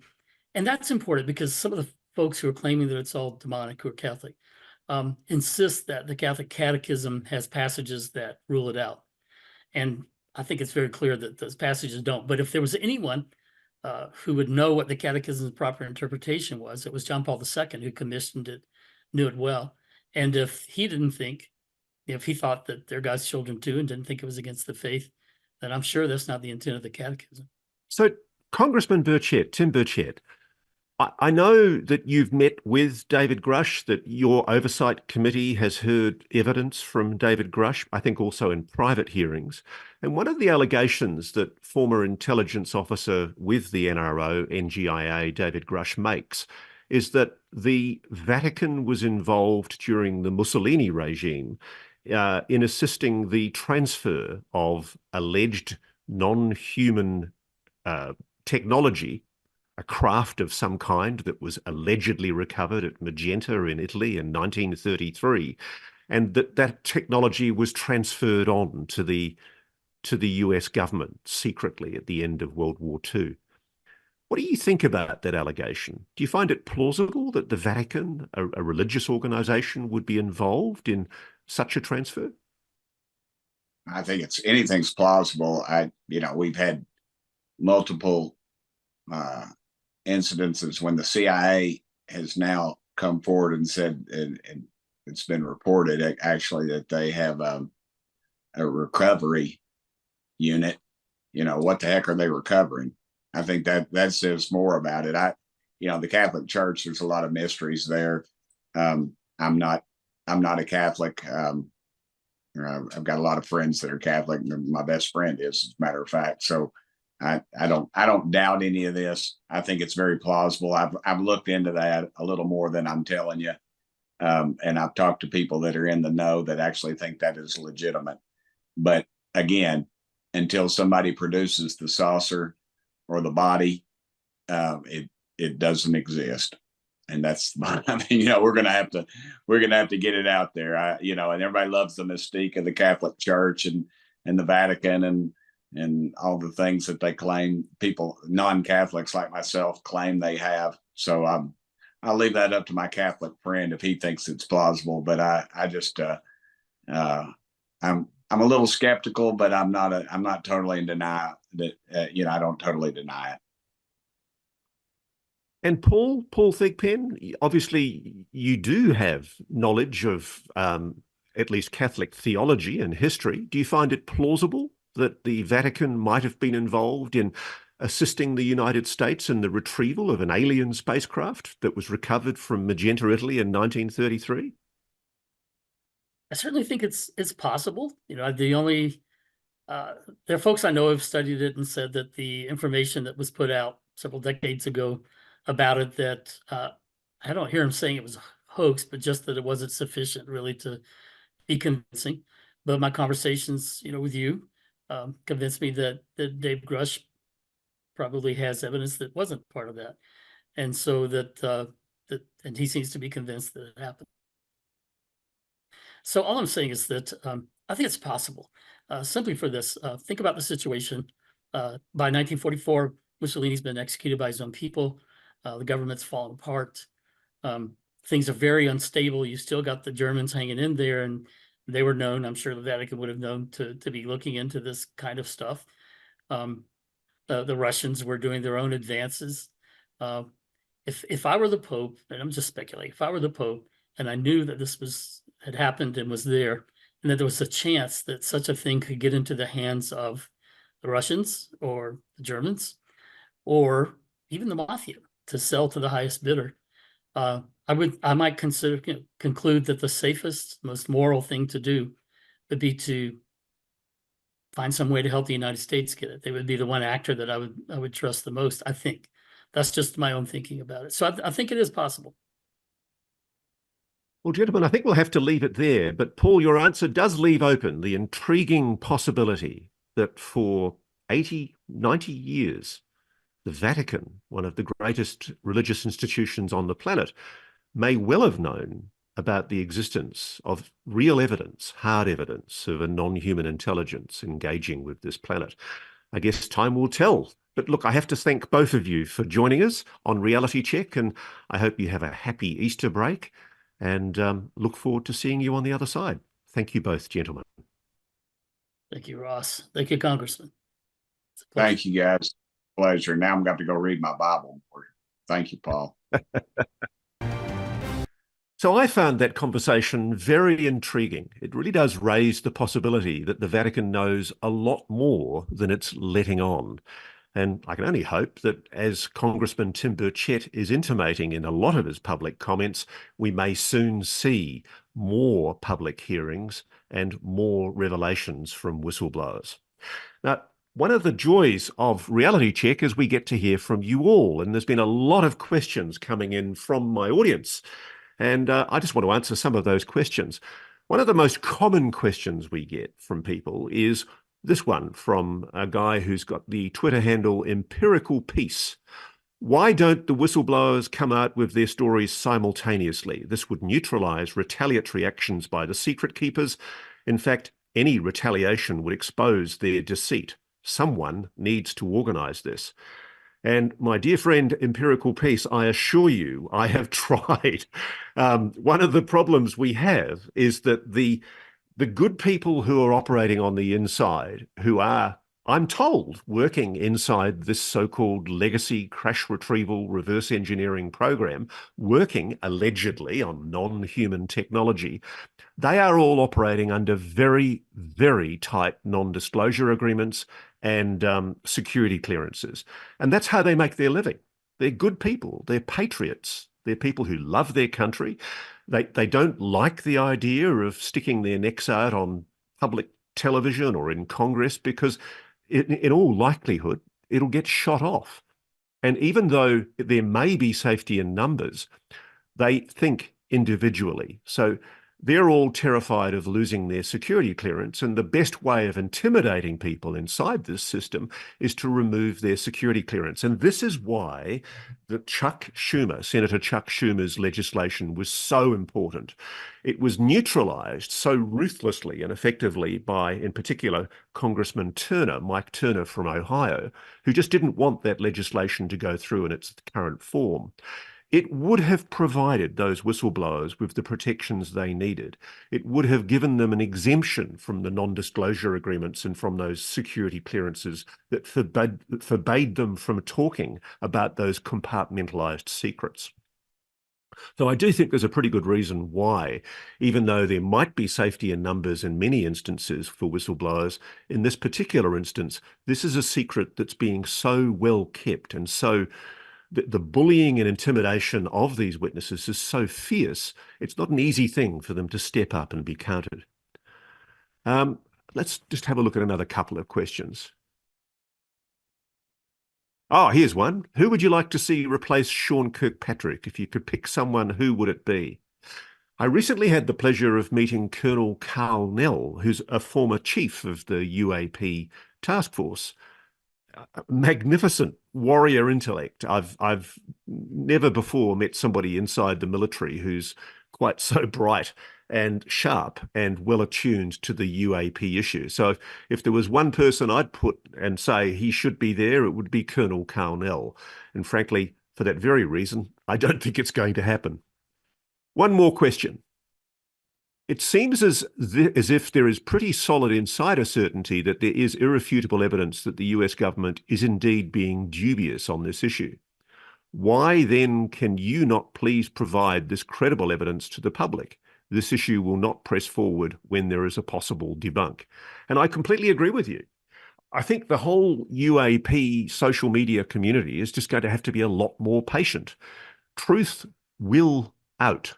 Whistleblowers will come forward, but they need time. I'm in conversation with some of them at the moment where they're wrestling with that decision. A number of them are going through the DOPSA process, applying for the Defence Office Pre-Publication Security Review Approval System, like David Grush did. They're hoping that they can get clearance to speak before a public hearing of Congress. It's a hell of a lot safer for them than it is for them to appear on national television in obvious breach of their security clearance and their NDA. And look, I was sad to hear from Tim Burchett that he's also had threats from people who are impatient with the pace of change and the pace of transparency and accountability. I've had the same problem. I've had people outright threaten me in really appalling ways because they're just frustrated and angry that things aren't going as fast as they would like. I've had a lot of people say to me, I should just say I know where this large UAP craft is located.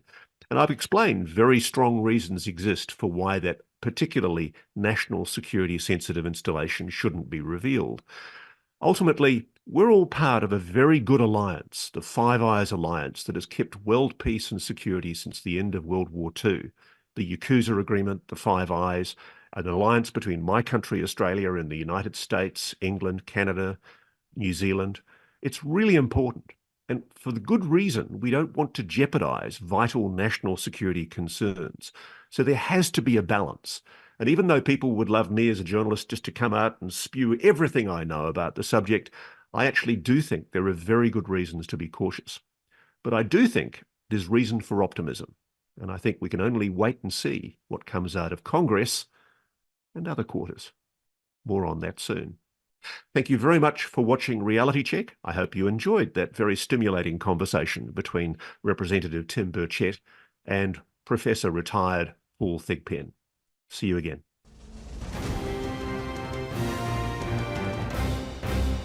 Hello and welcome back to Reality Check. Something is buzzing our military installations, and that's official.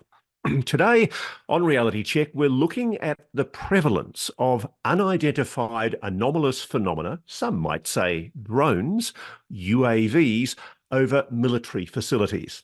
And one of them that we're taking a very close look at is the Langley Air Force Base. You may have seen an article in The War Zone, which is an excellent online publication in which Joe Trethewicz and Tyler Rogaway wrote a piece about so-called drone swarms in December last year. Take a look at this video. This is a video shot by a local who was standing on the front lawn of his beach house near Langley Air Force Base across the water, filming on the evening of December 14th, right after sunset. He was watching what was meant to be that night's meteor shower. He says that around 7:15, he began to see red blinking lights from the direction of Virginia Beach coming in high and circling north of Langley Air Force Base, heading west and then passing directly over the base, heading east and back in the direction they came. It began as one or two coming every few minutes, and at its peak, he said, I would say there would be upwards of 5 over the base that would sometimes stop and hover directly over the base. This witness says they were always blinking from white to reddish orange. The blinking wasn't uniform, and these weren't planes. The lights were not on the ends of wings or rotors. They were round orbs of light. He's very clear on that point, this witness, which does tend to suggest some questioning to the drones explanation that's given in the War Zone periodical. It's a line that has been pushed by many in the defense media for some time, that the simplest explanation for what we're seeing here is drones. But are they? So we have a late-breaking development on this Reality Check story. The man who shot the videos, Jonathan Butner, has agreed to speak, audio only, to Reality Check. He was across the water from Langley Air Force Base on the evening in question in December, and he's now willing to give us his account of what he saw. And the fascinating thing is, he's pretty sure what he saw was indeed anomalous, not some kind of commercial drone, helicopter, or other aircraft. Good evening, Jonathan Butner. Hello, Ross. So, Jonathan, tell me what you saw in December last year. I understand we won't say exactly where, but you were in a premises, in a residence that was across the water from Langley Air Force Base. Tell me where you were roughly and what you started seeing. Yes, sir. So, yes, I was at a residence on the southern side of the James River at about 7 p.m. on Thursday, December 14th. The sun was just going down for the evening, and it was supposed to be a meteor shower that night. So I was there, just planning on watching that. Directly across from me is Fort Eustis, then Newport News, and then Langley is off in the distance as well. But I began to see, right after the sun went down, I began to see these reddish orange blinking lights that started coming from the southeast of me, crossing the James River. They began 1, 2, 3 at a time, kind of almost in a conveyor belt fashion. They would go north of Langley Air Force Base. It was what it appeared to me, which was about, I would say, 11 or 12 miles away, and then head towards the west, past it. But then they would kind of slowly turn and then go straight back over where I perceived where the base would be. It kind of confirmed to me that it was Langley, when I would sometimes see a searchlight that would start flashing from the ground and kind of wave back and forth, never really focusing on any of them as they went past, but just kind of like just waving back and forth. The orbs, I would say, looked about car sized. I mean, just from that distance. And they kept a very steady pace until they got over that location, in which they would start hovering over the base. Now, can I ask you this, sir? The official explanation at the moment is not really forthcoming, but the word drone has been used, i.e. to suggest that perhaps this is some kind of commercial or perhaps military drone of some kind. Is what you saw that night consistent with what you would think of as a drone? Well, I think a lot of people seem to think that a drone is like kind of what we're used to seeing, something that you could put in a backpack and control with a remote control. I mean, these were large and they seem orb shaped. You could say the word drone. I've no ways of knowing if they were manned or not, but these were not the drones with 4 blades on the edges. These were. Can I ask you this? Do you think you would have Yeah. heard? Obviously, you're over water, which does tend to amplify noise. If there were the helicopter propellers, if this was like a conventional drone with helicopter propellers, would you have heard it, do you think? It was quite a distance. I would say it's probably over 10 miles, the ones that were going over the base. But yeah, I've seen a lot of helicopters and I've seen a lot of planes from that vantage point. And I know what, wings look like with the green light on one end and one red on the other. Or if it was a Black Hawk with a tail rotor and also lights around there. These orbs were the lights, and they would go directly from that reddish orange right to white. It was not like a blinking on and off, and the blinking was not uniform either. To me, it looked like sometimes the orbs would be blinking at different beats as they went over the base, and it would sometimes change as I watched them. It appeared to me. So it was very unusual and not like anything I've ever seen on a regular aircraft. So that's interesting. So this isn't the kind of, because the thing that made me think that they were probably drones was that you do see these intermittent flashing lights, but they're not lights that are consistent with the kind of lights you'd see that are frequently following an exact pattern, a frequency on a drone or on a helicopter or on an aircraft. Correct. Yes. These did not, in my opinion, did not appear to be like FAA regulated blinking lights on planes and with that are on the ends of wings. They seem to move uniformly. In one of my videos, you can see where 2 of the orbs kind of pull apart in distance, and one's beating in almost like triplet, and one's beating in more of a heartbeat type rhythm. It was very, very unusual. I think you also mentioned in your earlier conversation with me off camera that there was another type of object that you saw that night. I don't want to lead you, so tell me what else you saw. Yes. So I probably saw about 40 of the smaller drones that were at a higher elevation. 40? That I would say so. Yes. 40 total drones.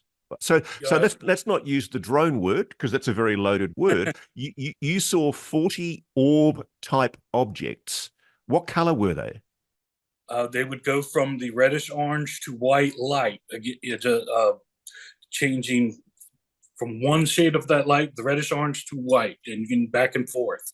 Wow. So this isn't like a.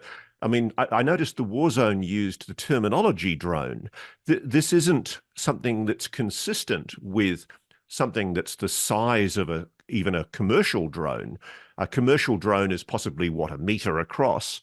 You're describing something that's the size of a car. It's changing color, and the flashing lights on it are changing color and varying intermittently. Yes. and then they would follow the exact path around and then back over Langley, and sometimes stopping to hover over the base before they would go back out at that southeasterly direction they came from, like towards the Virginia Beach area from where I was. And so what was this other object that you saw? Now, to me, this looked very different. It would come from the same direction as the, I will say smaller, but the car-sized orbs. And it would come down over the northern bank of the James River. So this was probably closer to 4 miles directly past me. It moved right westward on the river past Fort Eustis. And this looked, the bottom was a glowing orangish red, kind of lens-shaped, semicircular, and it appeared to have 3 white lights at the top of it. And it moved probably slightly above the tree level, very slowly right in front of me. And went past 3 times. So this was either 3 separate vehicles or the same vehicle or craft circling around 3 times. And in my opinion, it kind of looked like it was monitoring or observing everything that was going on over Langley. So you seem to be describing a mothership. Yes, I would say that a command control is something that came to mind while I watched it. Did you see any of the objects coming from that object? No, it seemed to come in separately and run that different course than the orbs that were coming in and running their pattern. And how long did you see these objects for overall? And what time of night was this, John? The first one I saw was probably right at 7:15. It peaked, I would say, around 8 p.m. that evening. And then just like it began, it trickled down to a slow line. And the last one I saw was probably right before 9 p.m., which is when I went inside. Now, as I understand it, our good friend Ryan Graves, who I'm also interviewing for this program, he's helped you get onto the FBI, who are investigating this case. Is that correct? Yes, sir. I have spoken with them as well, detailing what I saw. And was their interest piqued by the fact that you clearly are not describing what I think anyone would describe as a commercial or known military drone? I wouldn't want to speak for them, but they were interested, and I was glad to be able to discuss with them, what I saw, and hopefully they'll be able to do, their due diligence with that. Sure. So have you been approached at all by anybody from the Defense Department, the US Air Force, or perhaps even from ARRO, the All-Domain Anomaly Resolution Office? No, sir, not at this time. Would you be prepared to speak to them and give evidence to them if you were asked? Yes, I'm willing to tell my story and help in any way I can with any kind of investigation. So, John, can I say this? I actually think I speak for a lot of people when I say it's very easy to get stigmatized and ridiculed for coming forward with sightings of UAPs. I just want to put it on the record. Well done to you for being willing to come forward, for having the courage to speak publicly, and well done to you also for speaking to the authorities. Thank you. I greatly appreciate that. And I want to say it's been watching people like you and Ryan Graves and others who have spoken out. It's really been a reinforcement on this. No, thank you. And I really appreciate that, because we're in this weird situation at the moment where particularly the US Air Force is very reluctant to make any kind of admissions about UAPs. We've had that, I think, very silly UAP historical report that was done by ARRO just in the last few weeks, which discounted the possibility that this is anything anomalous. Let me ask you this way. Do you think it's more likely than not that the objects you saw that December night last year were still an open mystery, anomalous, or do you think they are plausibly explainable as some kind of drone technology? In my opinion is that I believe they are anomalous and that they do deserve to have a thorough investigation and to find out what they are and where they're coming from. Which all begs the question, why is the Pentagon so determined to put this back in a box? Here are you, a resident, a loyal, patriotic American citizen wanting to come forward with evidence. And good on the FBI for taking your evidence. Let's just hope they run with it properly and give it all the credible investigative analysis that it deserves. I agree. It's been frustrating watching what has happened to the Schumer bill, which was held back by a handful of politicians. And it's been frustrating to see that recent report from Arrow and the Pentagon. I really feel that it is time that we are told the truth to what is going on here. I feel, we're sitting on a beach and we have a tsunami of truth that could be possibly coming at us. We're sitting with our lifeguards, not telling us what is truly happening and protecting us. Well, good on you very much, John. And listen, would you let us know if you are approached by the Defense Department? And obviously, if you suffer any harassment at all or any kind of intimidation, we've got your back. So let us know, please, if you do suffer any kind of intimidation or retribution for coming forward with this account. Yes, sir. I definitely will do that. And thank you so much for your support. Great. Thank you so much, John. And just to verify, the videos that we're using, those are videos that you recorded. You're personally responsible for shooting those videos. Yes, sir. And how many minutes of video overall did you record? I would estimate maybe around 10 minutes total, and I took a handful of pictures. Did you have anybody with you that night? Were there any other corroborative witnesses who can back that you saw what you say you saw? Unfortunately, no, it was just me that evening.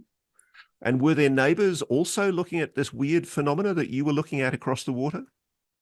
I've not heard any of them speak up or say that any of them happened to see it. And one other thing, I noticed that in the War Zone story from Tyler Rogaway and Joseph Tresthwick, they talk about the fact that there was a NASA reconnaissance plane that was brought in. Were you there when that plane was doing its sorties over the Langley Air Force Base? I did not witness that. During the evening of what I saw, I really did not notice any aircraft. From what I did see in that article, I was wondering if that plane may have been very high to where I wouldn't have been able to really see it. But I did not notice any military or commercial aircraft during the night of what I witnessed outside of the anomalies. And it was the one evening when you were doing this sighting and recording? Yes, sir. Yeah. John, thank you so much for speaking to Reality Check, and well done for coming forward. And I sincerely hope we get some answers from the FBI on what they find into your sighting. Thank you so much. I appreciate everything. Now, I've spoken to this witness, and so has our guest today, Ryan Graves, a former FA-18 pilot who has actually flown out of Langley Air Force Base and knows well the issue of anomalous objects hovering over the Virginia coast.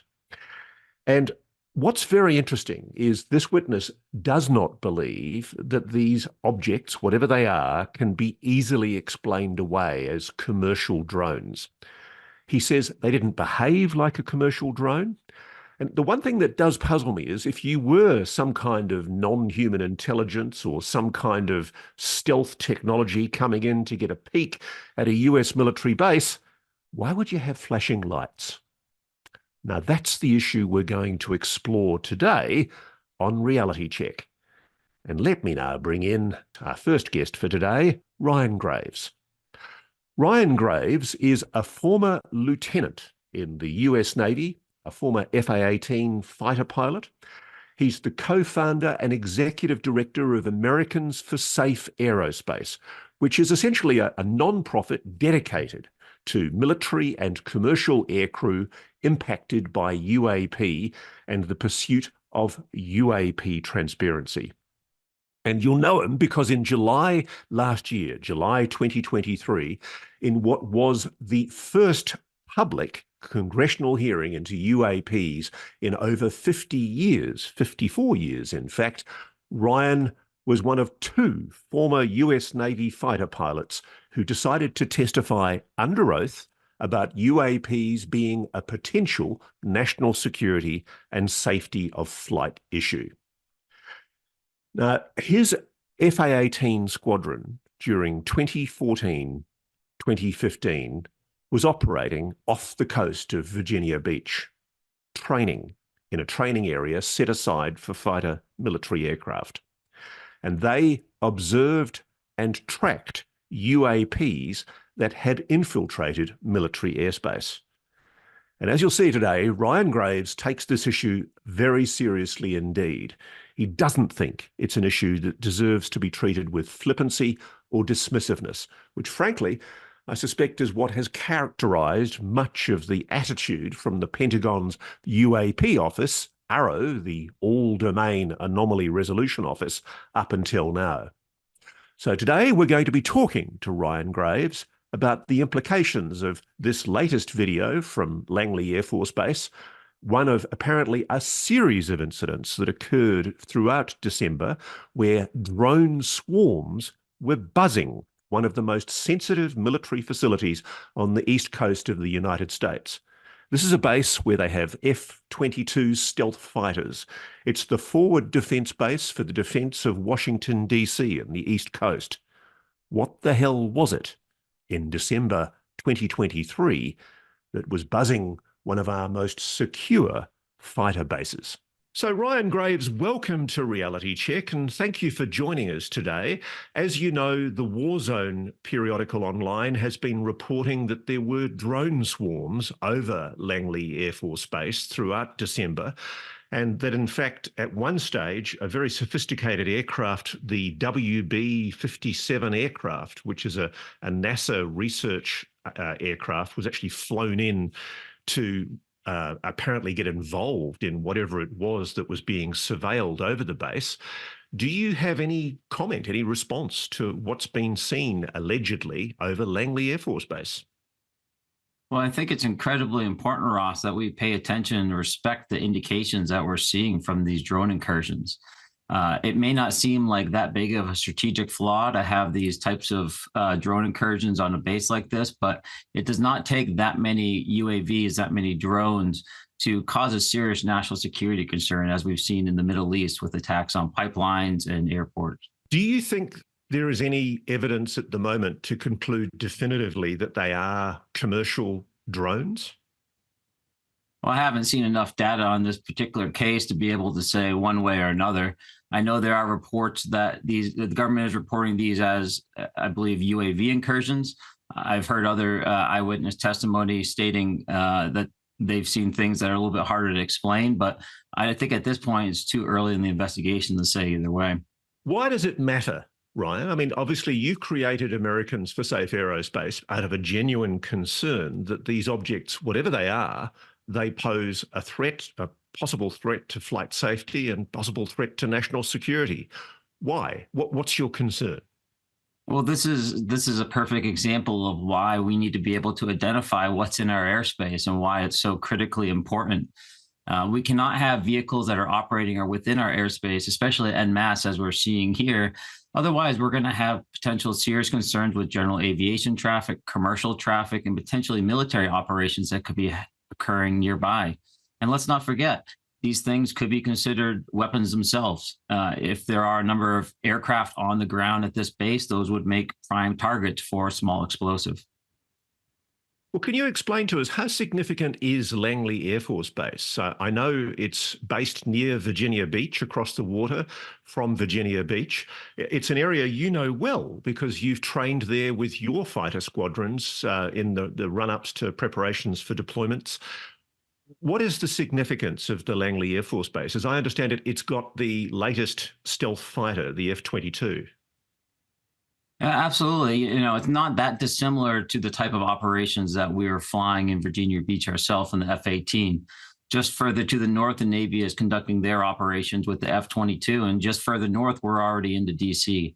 So this is very congested airspace. It's not airspace where you would be expecting a large number of assets to be uncontrolled and unaccounted for. And yet we've seen repeatedly them to cross into controlled airspace, military bases, and what they're doing, we simply don't know yet. It's clear from the Warzone article that there was a large response to whatever it was that was buzzing Air Force Base Langley. One of the things that characterises the objects that the witness I've spoken to saw were that these were flashing lights. They were flashing irregularly, but they appeared to have strobing lights on them, reddish, orange, white lights. That doesn't sound like something that would be trying to stealthily operate over a secret government base, something that's protected by high security like Air Force Base Langley.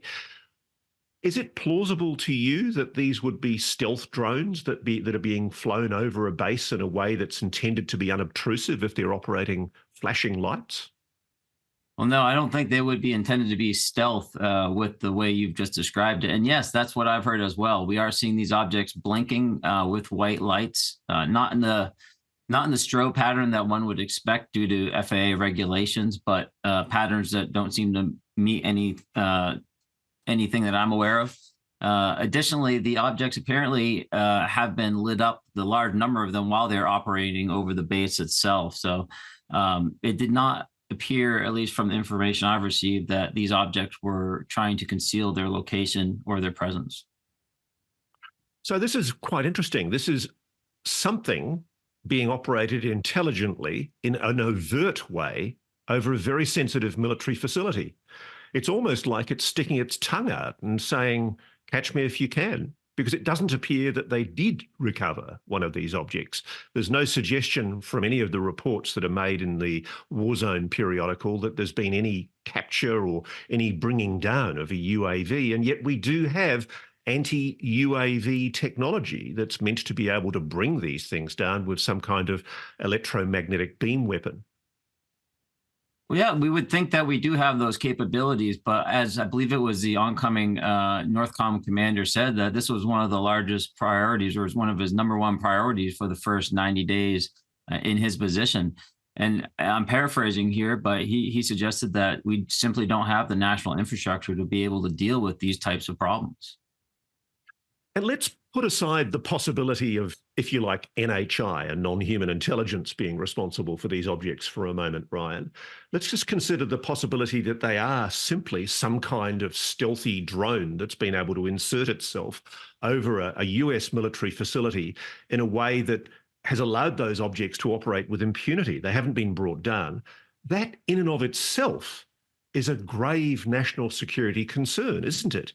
Even if these are some kind of drone or UAV being operated by either a civilian or potentially unfriendly foreign adversary. Absolutely. It's a full stop situation. And we don't have to know where they're from to know it's a problem.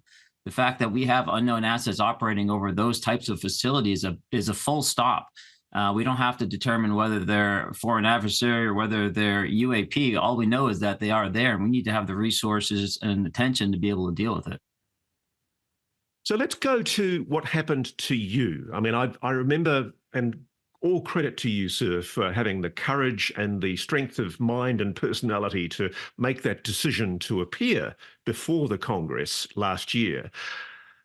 Thousands, millions of people watched on as you gave evidence under oath before a congressional committee expressing the concern that you felt about the national security and flight safety risks of what you witnessed during 2014, 2015 off the Virginia coast. What did you witness? Well, between 2014 and 2015, the squadron that I was in, VFA 11, and myself were seeing on a near daily basis objects on our radar, on our camera systems, or with our eyeballs that we didn't have an explanation for. They're performing in ways that our aircraft couldn't. They were out there all day, and they would often be so many of them that we couldn't even work in the areas, and we'd have to either move or cancel our flights. And to this day, about 8 years later, they are still seeing these objects out there, and we still don't know what they are. So you're still in touch with pilots who are operating off the Virginia coast in those training areas who are still seeing these objects? Not just off the Virginia Beach coast, but in the Gulf of Mexico, as well as the Pacific coast as well. Just recently, I was hearing from a pilot who had seen one of these objects go right down the right side of his cockpit. Again, another near miss. From his perspective, he thought it was a balloon until his wingman saw it turn and chase after his aircraft. So we're still having these issues. We still don't know why they can outperform our jets or where they're from. Now, what were the kind of anomalies that you and your colleagues witnessed inside your fighter jets when you saw these objects? What kind of things were they doing that defied your understanding? Yeah. So they would, I'll start at the slow end and just tell you they'd often be completely stationary in the sky and very high winds, 120, 150 miles per hour winds that cause us as pilots in our jets to struggle to stay in the area. And these objects would be perfectly still in the area. And we capture them on multiple sensors and not have an explanation for how they are able to do that. And yet then accelerate to hold at about 350 miles an hour. And they would do so for multiple hours. And then we'd also see them accelerate to 1.1 or 1.2 Mach over the speed of sound. And while we have vehicles that can do perhaps all three of those different regimes, we don't have one platform that can do all three of those seamlessly in that fashion, certainly not all day. Obviously, you can't talk about the full extent of the technical abilities of your aircraft, but you've got imaging systems, optical systems on board your jet that allow you to see things even at a great distance. How close did you get to these objects? And did you see anything about those objects that might explain the kind of propulsion system? Were there propellers? Were there rockets? Were there some kind of jet engine that would explain what you were seeing? Well, as naturally inquisitive fighter pilots, we did try to get close to these objects to try to visually see them. Often it was very hard and we couldn't, even though all our sensors would be telling us where to look. But eventually, we almost hit one of these objects as it went right down the right side of our wings within about 50 feet of the lead aircraft. And when we saw it, that's when we realized that these were truly something special. There were no wings on these aircraft. There were no propellers. There was no exhaust coming out of the back. There was no back to these objects. They appeared spherical. They appeared solid and consistent, and they would move without any type of energy expenditure as far as we could see with our sensors. So what do you say to the debunkers who consistently claim that what you're seeing was probably some kind of balloon or something that can be prosaically explained? I think that's just a misunderstanding of how these systems work. It's not just one sensor or one system that we're using to gather data on what we're seeing out there. It's a number of sensors that are collaborating and cooperating across multiple sensors across multiple aircraft, and that allows us to get close enough to visually see these with our eyeballs. And so when we can track these objects and then we can sense them on our radar going at very high speeds, these are the same weapon systems or same radar systems that we use to guide our weapons and to keep us alive while we fly. And I have very high confidence that in the data that they're providing us. So you're getting, if you like, what I look for as a journalist when I'm interviewing somebody is corroboration. I'm looking for multiple independent, objective strands of evidence that allow me to verify that something happened as described. What you're describing are, if you like, multiple forms of corroboration. There were different sensor systems that were operating that were allowing you to verify that whatever those objects were, they were real. Absolutely. And the way our systems are now, all the aircraft are linked together. So when one person is seeing something, we're all seeing it. And that just increases our confidence in what we're reading off our systems. We spend a great portion of our lives becoming experts in these systems, and it's no small thing to do. I would encourage people that are willing to dismiss this at its face value to take some time to understand how important these sensor systems are to us, how much we train to execute on them, and to understand the nuances in these systems so they can understand why we're so confident in what we see. Do you believe that there are pilots, do you believe that all pilots are reporting these sightings, either commercial or military? Are we hearing about all of the sightings that are occurring? Oh, absolutely not. And I hear from pilots on a almost daily basis that are reporting this, primarily commercial, now that there are standing orders for reporting within the military. And for every one commercial pilot I talk to, he tells me there's 10 more that just aren't reporting it right now. So I think this is extremely common, more so than even I've seen the data behind, and that we really do deserve it to our aviation professionals to have proper reporting procedures in place so that they have the proper mechanisms to deal with this safety issue. I completely agree with you. I mean, you've got a ridiculous situation where the Pentagon's admitting the phenomenon, whatever it is real. And even if it's just UAVs, even if it's a foreign adversary's UAVs, unidentified aerial vehicles of some kind, that's a threat. That's a flight safety issue.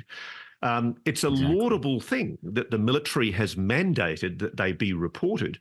What do you think, though, of the attempt by Dr. Sean Kirkpatrick of AARO, the Pentagon's UFO UAP reporting office, which seems to be an attempt to play this whole issue down? Well, the reality is that you can submit an order, an instruction within the military all day to tell the troops to do something, but unless there's buy-in at the operational level, at the command level, and there's training to implement it, and there's time spent, and there's feedback given from that reporting, then no, that there really hasn't been reporting implemented. There's just been a shout into the wind, unfortunately. And so when the All-Domain Anomaly Resolution Office claims that they're not receiving reports that are relevant to their investigation, I would encourage them to actually do more to encourage reporting through the services so that they have additional data. Likewise, there's valuable data, I believe, in the commercial markets as well with the pilots that are what they are seeing on a regular basis. So at least in the military, there's been an expression of will by the leadership, albeit somewhat flaccid in reality, to actually get these things reported. What's the situation in commercial aviation? Is there a requirement imposed on pilots to report these objects? Is there a system, some kind of official system that allows these things to be reported? So there's a fine line in commercial aviation on how the reporting of this needs to be handled. Often what pilots are seeing are lights that are at very high altitudes or above the aircraft, or perhaps operating around the aircraft, but outside of 10 nautical miles. In a lot of these cases, they don't necessarily fit the criteria for a aviation safety report that would go within certain existing aviation safety reporting systems that are held at NASA and the FAA. Sometimes individual companies such as United or Delta might have their own internal systems that they use to track instances.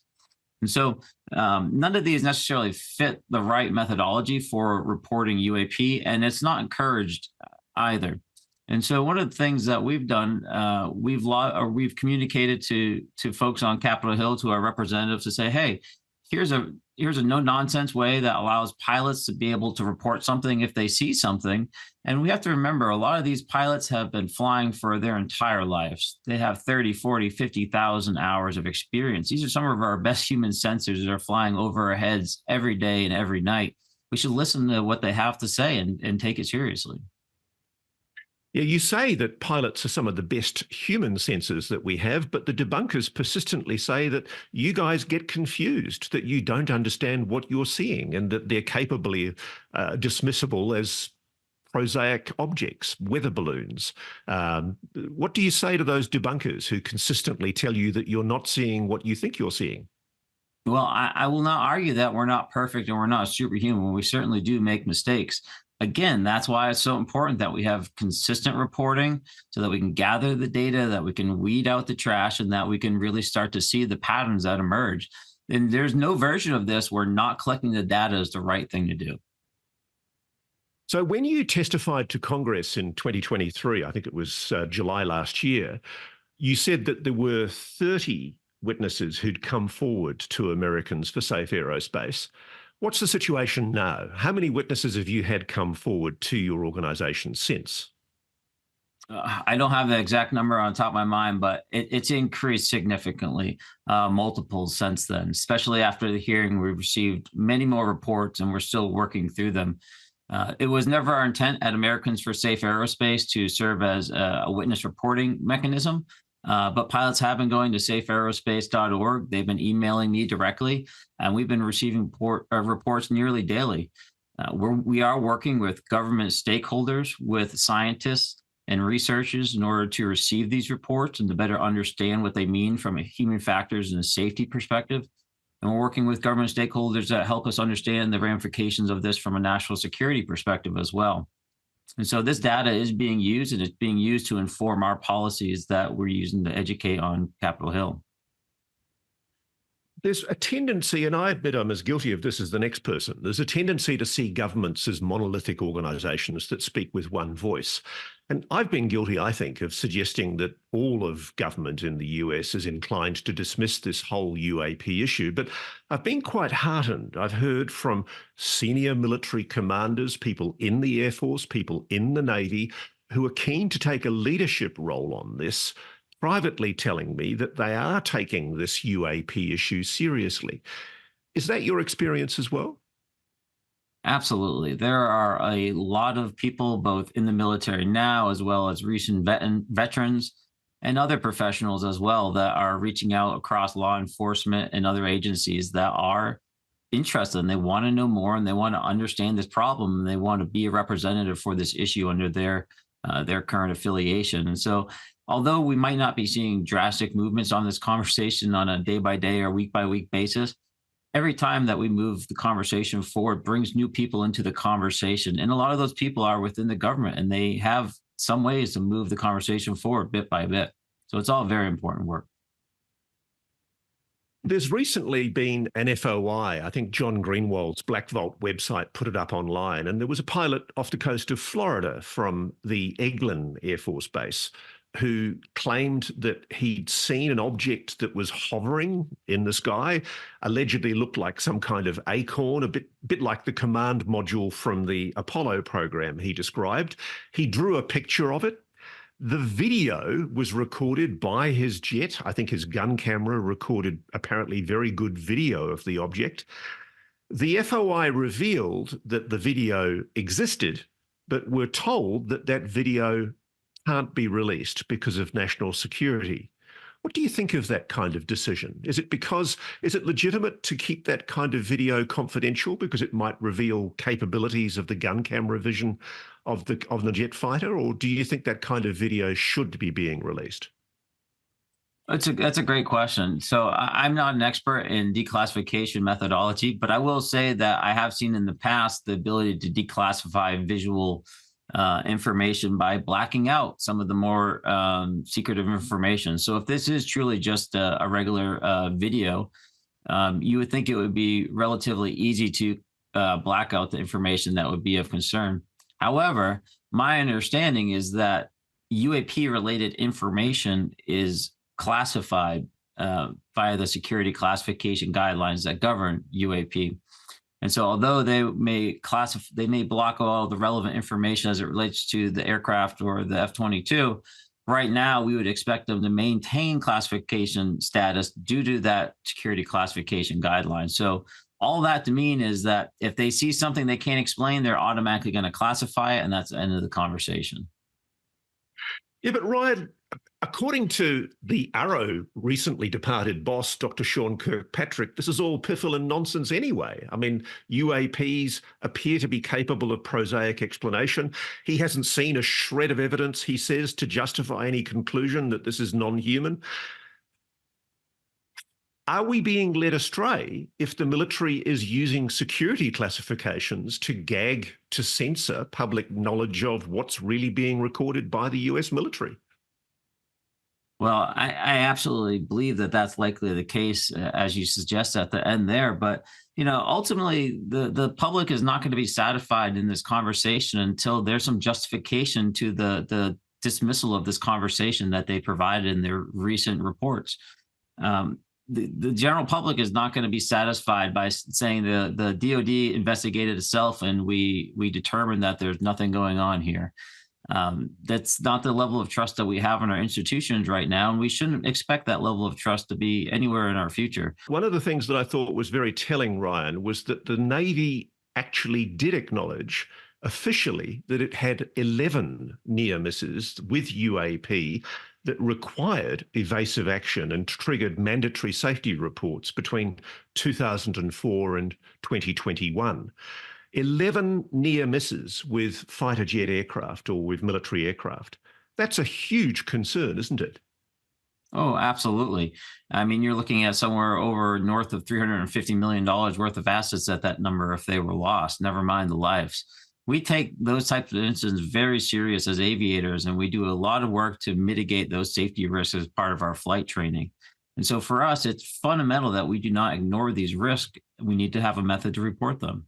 Now, one of the things that I think people have forgotten is that the Deputy Director of the Office of Naval Intelligence, in testimony to Congress, Scott Bray, gave evidence, I think back in 2021, when he and Ronald Moultrie first gave evidence to the Congress, that these objects, whatever they are that you and your colleagues were seeing, they couldn't be explained away as part of some black program, some secret program within the US government. Now, the significance of that is it can only then be one of two things. Either a foreign adversary is deploying technology that, on your account, is way beyond the known capabilities of terrestrial technology, using propulsion systems, hovering methods that we just don't yet understand, or it's something else, possibly non-human. Exactly. And, either one of those answers requires our attention. And we're not seeing that demonstrated by our government right now. As again, with these incidents that we've had over Langley recently, we've had over 1,000 incursions of unknown objects over one of our critical bases. This is unacceptable from a national security perspective. When does it rise to a level of attention that requires action? When it happens over the White House? I'm not sure, but it's getting closer. Maybe it'll take a landing on the White House lawn, Ryan. We'll see. So thank you very much, Ryan, for joining Reality Check. I think we're going to have to wait and see whatever official report comes out about the Langley Air Force Base drones, but I think it was very important for us to put them in context with what you and your colleagues experienced and what fighter jet pilots are still continuing to experience just off the Virginia coast there in a really crucial part of American defense aerospace. Thank you very much for giving us your wisdom. Thank you so much for having me here, Ross, and I really appreciate your attention on this critical national security issue. It is a critical national security issue, isn't it? But you wouldn't think that from some of the comments we've had recently from the body that we trust inside the Pentagon to do that kind of investigation. As it turns out, there is action happening in Congress, and I'm delighted to bring on Reality Check Congressman Glenn Grothman, who's from Wisconsin. He's a Republican from Wisconsin. And together with another of his colleagues, he's come up with a proposed new piece of legislation called the Safe Airspace for Americans Act. Congressman, welcome to Reality Check. What can you tell us about this proposed legislation? Well, it's one of those bipartisan things we don't see enough of in Congress. You're right. We're doing it with Robert Garcia from California. We're trying to provide protection for everybody so that they're not afraid to come forward with sightings of unidentified phenomena, okay, what we used to call UFOs. And it applies not only to pilots themselves, but to air traffic controllers, flight attendants, anybody. Because we have done enough investigating that we know that there's a lot going on out there. And we know that some pilots have seen things that they consider suspicious, both over the Pacific Ocean and over the Atlantic Ocean. And we feel that if more people were able to report, because right now they're afraid that some people think they're crazy, right? And if you're a pilot, you want to have your job for the next 30 years, you don't have in your record that, wow, this weirdo is claiming you saw UFOs. You want to say, hey, you're not getting in trouble for this. We want you to report it to the FAA and, compile the data and see what more we can find out.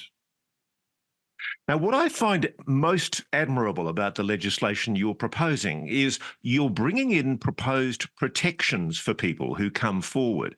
How would people who do come forward with evidence of sightings be protected? Oh, they can't harm them in any way in their job.